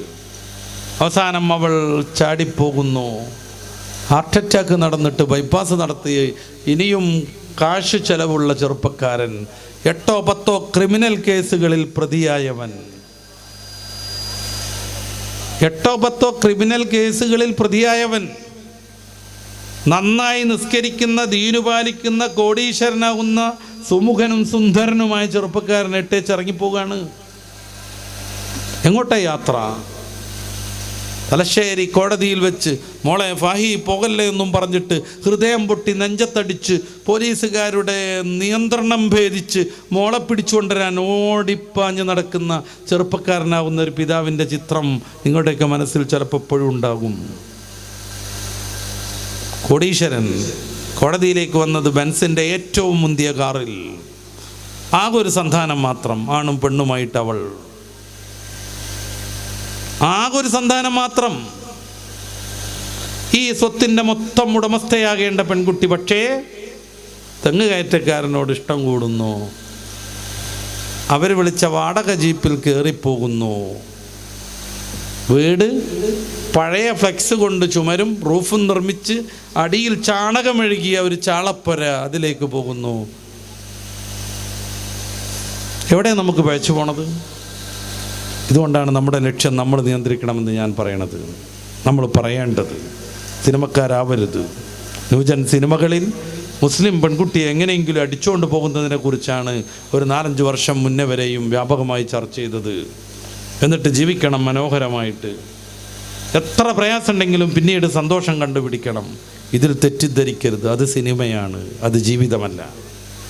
അത് സിനിമയാണ്, ജീവിതമല്ല. ക്യാമ്പസിലെ എല്ലാ ചെറുപ്പക്കാരും പറഞ്ഞു നടന്നു, സാറേ തട്ടത്തിൻ്റെ ഉള്ളിലൂടെ ഓളൊരു നോട്ടുണ്ട്. ഒരു കാലത്ത് ചെറുപ്പക്കാരുടെ ആപ്തവാക്യമായി അത് മാറി. തലശ്ശേരിക്കാരനാവുന്ന ഒരു സിനിമക്കാരൻ തട്ടത്തിൻ മറയത്തിൽ നിന്നും പറഞ്ഞിട്ട് സിനിമ ഇറക്കിയതിന് ശേഷം ഈ ട്രെൻഡിനെ കിളിപ്പെടുത്തിക്കൊണ്ട് മാപ്പിളപ്പാട്ടുകൾ മാറി. വൃത്തികേടുകൾ മാത്രം മാപ്പിളപ്പാട്ടിലൂടെ വന്നു. പറയാൻ പറ്റാത്ത വിധം വൃത്തികേടുകൾ. ഈ വേദിയിൽ, വിശുദ്ധമായ വേദിയിൽ അതെങ്ങാനും ഉദ്ധരിച്ചാൽ ഇത് മാലിന്യം കലർന്നു പോകും വിധം അശ്ലീല പദങ്ങൾ, പ്രയോഗങ്ങൾ. ഇതെല്ലാം കേട്ട് തരിച്ചിരുന്നു നമ്മുടെ പ്രിയപ്പെട്ട മക്കൾ. മാതാവും പിതാവും അവർക്കൊരു വിഷയമല്ലാതായി മാറി. പഠിക്കുന്നറിയണ മാതാവ് അവൻ്റെ ശത്രുവായി, അവളുടെ ശത്രുവായി. ചെറുപ്പക്കാർക്കിടയിൽ പ്രത്യേകമായ ഗ്യാങ് രൂപപ്പെട്ടു. അവരുടെ ബെസ്റ്റ് ബ്രദേഴ്സ്, അടുത്ത കൂട്ടുകാർ. ആ കൂട്ടുകാരുടെയൊക്കെ വീട്ടിൽ അവർക്കെല്ലാം അനുവദിക്കപ്പെട്ടു. കയറലും പ്രവേശിക്കലും സൽക്കാരവും കല്യാണവും. ഈ കൂട്ടുകാർ പറയുന്നതിനപ്പുറം ചിന്തിക്കാതെ, ചിരിക്കാതെ, യാത്ര പോകാതെ, പഠനം നടത്താതെ, പരീക്ഷ എഴുതാത്ത അവസ്ഥ വന്നു. കൂട്ടുകാരൻ തോൽക്കുന്നുണ്ടെങ്കിൽ എല്ലാവരും സംയുക്തമായി തോറ്റെടുത്തു. എങ്ങോട്ട് നമ്മൾ പോണു? ആരാ നമ്മളെ നിയന്ത്രിക്കുന്നു? നമ്മുടെ പെൺകുട്ടികളുടെ ഡ്രസ് കോഡ് ആര് നിശ്ചയിക്കുന്നു? എല്ലാത്തിനും പരിശുദ്ധ ഇസ്ലാമിൽ വ്യക്തമായ രീതിയുണ്ട്. ഞാൻ അവസാനിപ്പിക്കാൻ ശ്രമിക്കുകയാണ്. വ്യക്തമായ രീതിയുണ്ട്. അതനുസരിച്ച് മാത്രം ജീവിക്കുമ്പോൾ നമുക്ക് ദുനിയാവിലും ആഖിറത്തിലും വിജയിക്കാൻ പറ്റും. കേവലം അവകാശവാദമല്ല, വ്യക്തമായ പ്രമാണങ്ങൾ കൊണ്ട് സമർത്ഥിക്കാൻ പറ്റുന്നത്. നമ്മുടെ ജീവിതത്തിൽ അതിൻ്റെ മാറ്റം വേണം. പ്രിയപ്പെട്ട ഉമ്മമാരെ, സഹോദരിമാരെ, ഇന്നു മുതൽ ഓരോ നിമിഷവും നമ്മൾ ആഖിറത്തെക്കുറിച്ച് ആലോചിച്ച് മാത്രം ജീവിക്കണം. ആ യാത്രയ്ക്ക് വേണ്ട വിഭവങ്ങൾ തയ്യാറാക്കി വെക്കണം. ആഡംബരങ്ങളിൽ നിന്ന് മാറണം, അഹിതങ്ങളിൽ നിന്ന് വിട്ടു നിൽക്കണം. നമ്മുടെ നാഗിനെയും ലൈംഗിക ഭാഗങ്ങളെയും ശ്രദ്ധിക്കണം. മയക്കുമരുന്നിൻ്റെയും മറ്റും അഡിക്റ്റുകളായി പെൺകുട്ടികൾ പോലും വ്യാപകമാകുന്ന ഈ കാലത്ത് സിഗരറ്റ് വലിക്ക് വേണ്ടി നിരവധിയായ ചെറുപ്പക്കാർ പാത്തും പതുങ്ങിയും ഒളിഞ്ഞും മറിഞ്ഞും ജീവിക്കുന്ന ഈ കാലത്ത് ഇലക്ട്രിക് സിഗരറ്റുകൾ വ്യാപകമായ രീതിയിൽ ആമസോൺ പോലെയുള്ള ഓൺലൈൻ വ്യാപാര കേന്ദ്രങ്ങളിൽ നിന്ന് ലഭിക്കുന്ന ഈ കാലഘട്ടത്തിൽ ഇലക്ട്രിക് സിഗരറ്റ് ഉപയോഗിച്ചാൽ അടുത്ത ഘട്ടത്തിലേക്ക് മയക്കുമരുന്ന് എന്നതിൽ ഒരാൾക്കും തർക്കമേ ഇല്ല. വ്യാപകമായി ഉപയോഗപ്പെടുത്തുന്ന കാലത്ത് പെൺകുട്ടിയുടെ ചുണ്ട് കറക്കാതിരിക്കാൻ സ്വന്തം വായിലേക്ക് പുകയെടുത്തിട്ട് അവളുടെ ചുണ്ടോട് ചുണ്ട് ചേർത്ത് അവൾക്ക് പുക ഊതിക്കൊടുക്കുന്ന ബെസ്റ്റുകളുള്ള ഈ കാലത്ത്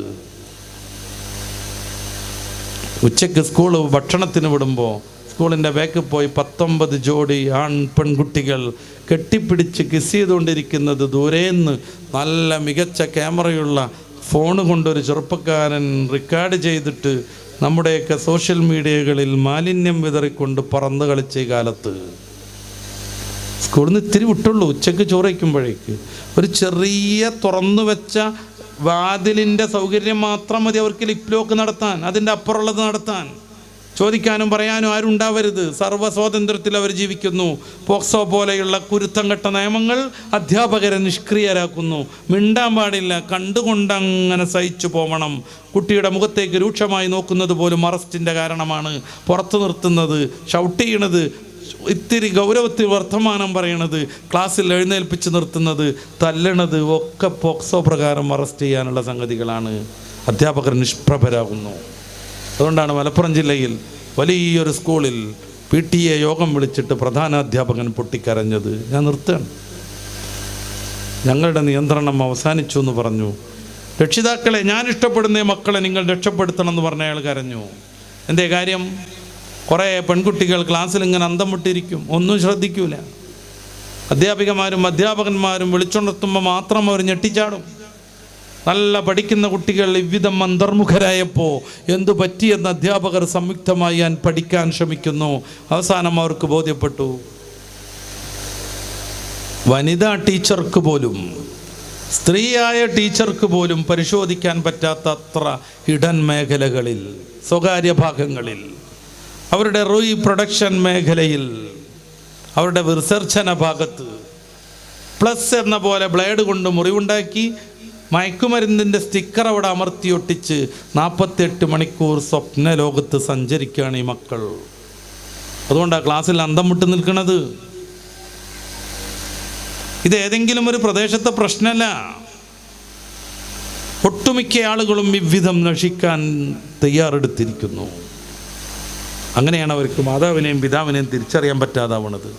സ്വന്തം സഹോദരിയെ അന്യസ്ത്രീ അല്ലെന്നവർക്ക് ബോധ്യം വരാതെയാകുന്നത്. പരിശുദ്ധ റമദാൻ വരുന്നു, അള്ളാഹുവിലേക്ക് അടുക്കാൻ, പരിശുദ്ധ ശഅബാൻ അതിൻ്റെ മുന്നോടിയായി പ്രവർത്തിക്കാൻ, ഓരോ നിമിഷവും റബ്ബിലേക്ക് മടങ്ങുകയാണെന്നുള്ള ബോധത്തിലേക്കെത്താൻ. ഈ പ്രസംഗത്തിന് വേണ്ടി ഞാൻ എഴുന്നേറ്റയിടം മുതൽ എൻ്റെ പ്രിയപ്പെട്ട സഹോദരന്മാരെ, സഹോദരിമാരെ, 2 മണിക്കൂർ നമ്മൾ മരണത്തിലേക്ക്, ഖബറിലേക്ക് അടുത്തു വന്നോർക്കാൻ, 2 മണിക്കൂർ ഖബറിലേക്ക് അടുത്തു വന്നോർക്കാൻ. ഓരോ ദിവസം കഴിയുമ്പോൾ, അത് മാസങ്ങളാകുമ്പോൾ, വർഷങ്ങളാകുമ്പോൾ നമ്മളൊക്കെ ഖബറിലേക്ക് വളരെ വേഗം ഓടിക്കൊണ്ടിരിക്കുകയാണെന്ന യാഥാർത്ഥ്യം ബോധ്യപ്പെടാൻ നമുക്ക് കഴിയണം. പരിശുദ്ധ ശഅബാനിൽ സ്വലാത്ത് വർദ്ധിപ്പിച്ചുകൊണ്ടിരിക്കണം. സ്വലാത്ത് നിർബന്ധമാണെന്ന് ആയത്തിറങ്ങിയതാണ് ഈ മാസം. അള്ളാഹുവിലേക്ക് അടുക്കാൻ കൂടുതൽ കൂടുതൽ ഖുർആനുമായി ബന്ധപ്പെടണം. സുന്നത്ത് നോമ്പുകൾ വർദ്ധിപ്പിക്കണം. നമ്മുടെ പള്ളി സജീവമാകണം. സുബൈക്ക് ജമാഅത്തിന് പള്ളി നിറഞ്ഞ് കവഴിയണം. ഉച്ചക്കൊക്കെ ജോലിക്ക് പോകണ്ടാവും, അസർക്ക് ജോലി കഴിഞ്ഞ് എത്തിക്കൊള്ളണം എന്നില്ല. സുബൈക്ക് എല്ലാവരും ഫ്രീ ആണ്. നമ്മുടെ പള്ളിയിൽ നിറഞ്ഞ് കവഴിയണം. ചെറുപ്പക്കാരുടെ സംഘം ഉണ്ടാവണം. നിരവധിയായ ഉസ്താദുമാരെ കൊണ്ട് അനുഗ്രഹീതമാണ് ഈ പ്രദേശം. അവരൊക്കെ ഉപയോഗപ്പെടുത്തി ഇത്തിരി ഫിഖ്ഹിൻ്റെ ക്ലാസ് പഠിക്കണം. ഖുർആനോത്ത ഒന്നുകൂടിയൊക്കെ ഒന്ന് റമദാനാവുമ്പോഴേക്ക് പൊടി തട്ടണം. ഇതിനൊക്കെ വേണ്ടിയുള്ള കഠിനാധ്വാനമാവട്ടെ, അതിൻ്റെ പ്രചോദനമാകട്ടെ നമ്മുടെ ഈ സദസ്സ് എന്ന് ആശംസിച്ചുകൊണ്ട്, പ്രാർത്ഥിച്ചുകൊണ്ട് ഞാൻ എൻ്റെ വാക്കുകൾ അവസാനിപ്പിക്കുന്നു. അള്ളാഹു നമ്മെ കബൂലാക്കട്ടെ. നമ്മുടെ ഓരോ നിമിഷവും അള്ളാഹു അവൻ്റെ മാർഗത്തിലുള്ള ജിഹാദായി സ്വീകരിക്കുമാറാവട്ടെ. നിരവധിയായ ഉസ്താദുമാരുണ്ട്, വരക്കാനുണ്ട്, അവരുടെ ആശംസാ പ്രസംഗങ്ങളുണ്ട്. അതൊക്കെ കഴിഞ്ഞ് വേണം നമ്മൾ ഇവിടെ നിന്ന് പോകേണ്ടത് എന്ന് ഹൃദയത്തിൻ്റെ ഭാഷയിൽ ഓർമ്മപ്പെടുത്തി, പരസ്പരം അങ്ങോട്ടും ഇങ്ങോട്ടും നമ്മൾ ദുആ ചെയ്യണമെന്ന് ഓർമ്മപ്പെടുത്തി. കുല്ലായ അബൗബിക്കും റബ്ബി ലൗലാ ദുആഉക്കും, പ്രാർത്ഥനയില്ലെങ്കിൽ അള്ളാഹു നിങ്ങളെ മെയിൻറ്റ് ചെയ്യില്ലെന്ന് 25-ാം അധ്യായം സൂറത്തുൽ ഫുർഖാനിൻ്റെ അവസാനത്തെ സൂക്തത്തിൽ അള്ളാഹു പറയുന്നുണ്ട്. പ്രാർത്ഥന നടത്തിക്കൊണ്ടിരിക്കുക നമ്മൾ പരസ്പരം, നമുക്ക് വേണ്ടി, നമ്മുടെ മക്കൾക്ക് വേണ്ടി, ഭാവി ജനതയ്ക്ക് വേണ്ടി, നമ്മുടെ മക്കൾ പരമ്പരയ്ക്ക് വേണ്ടി. അതിനുള്ളൊരു പ്രചോദനമായി അള്ളാഹുവിനെ ഓർത്ത് ജീവിക്കുന്നവരായി മാറാൻ ഈ സദസ്സ് നമ്മെ അനുഗ്രഹിക്കുമാറാവട്ടെ എന്ന് പ്രാർത്ഥിച്ച് ഇൻഷാ അല്ലാഹ് ഞാൻ എൻ്റെ വാക്കുകൾ അവസാനിപ്പിക്കുന്നു. വാഖിർ ദഅവാനാ അൽഹംദുലില്ലാഹ്. എല്ലാവരും അവിടെ തന്നെ ഇരിക്കണം. നമ്മുടെ ഉസ്താദുമാരുടെ ആശംസയുണ്ട്, ദുആയുണ്ട്, മറ്റ് ചടങ്ങുകളൊക്കെ നടക്കാനുണ്ട്. അള്ളാഹു നമ്മെ സ്വീകരിക്കുമാറാവട്ടെ. എല്ലാവരും പ്രാർത്ഥിക്കണമെന്ന് ഓർമ്മപ്പെടുത്തുന്നു. അസ്സലാമു അലൈക്കും വറഹ്മത്തുള്ളാഹി.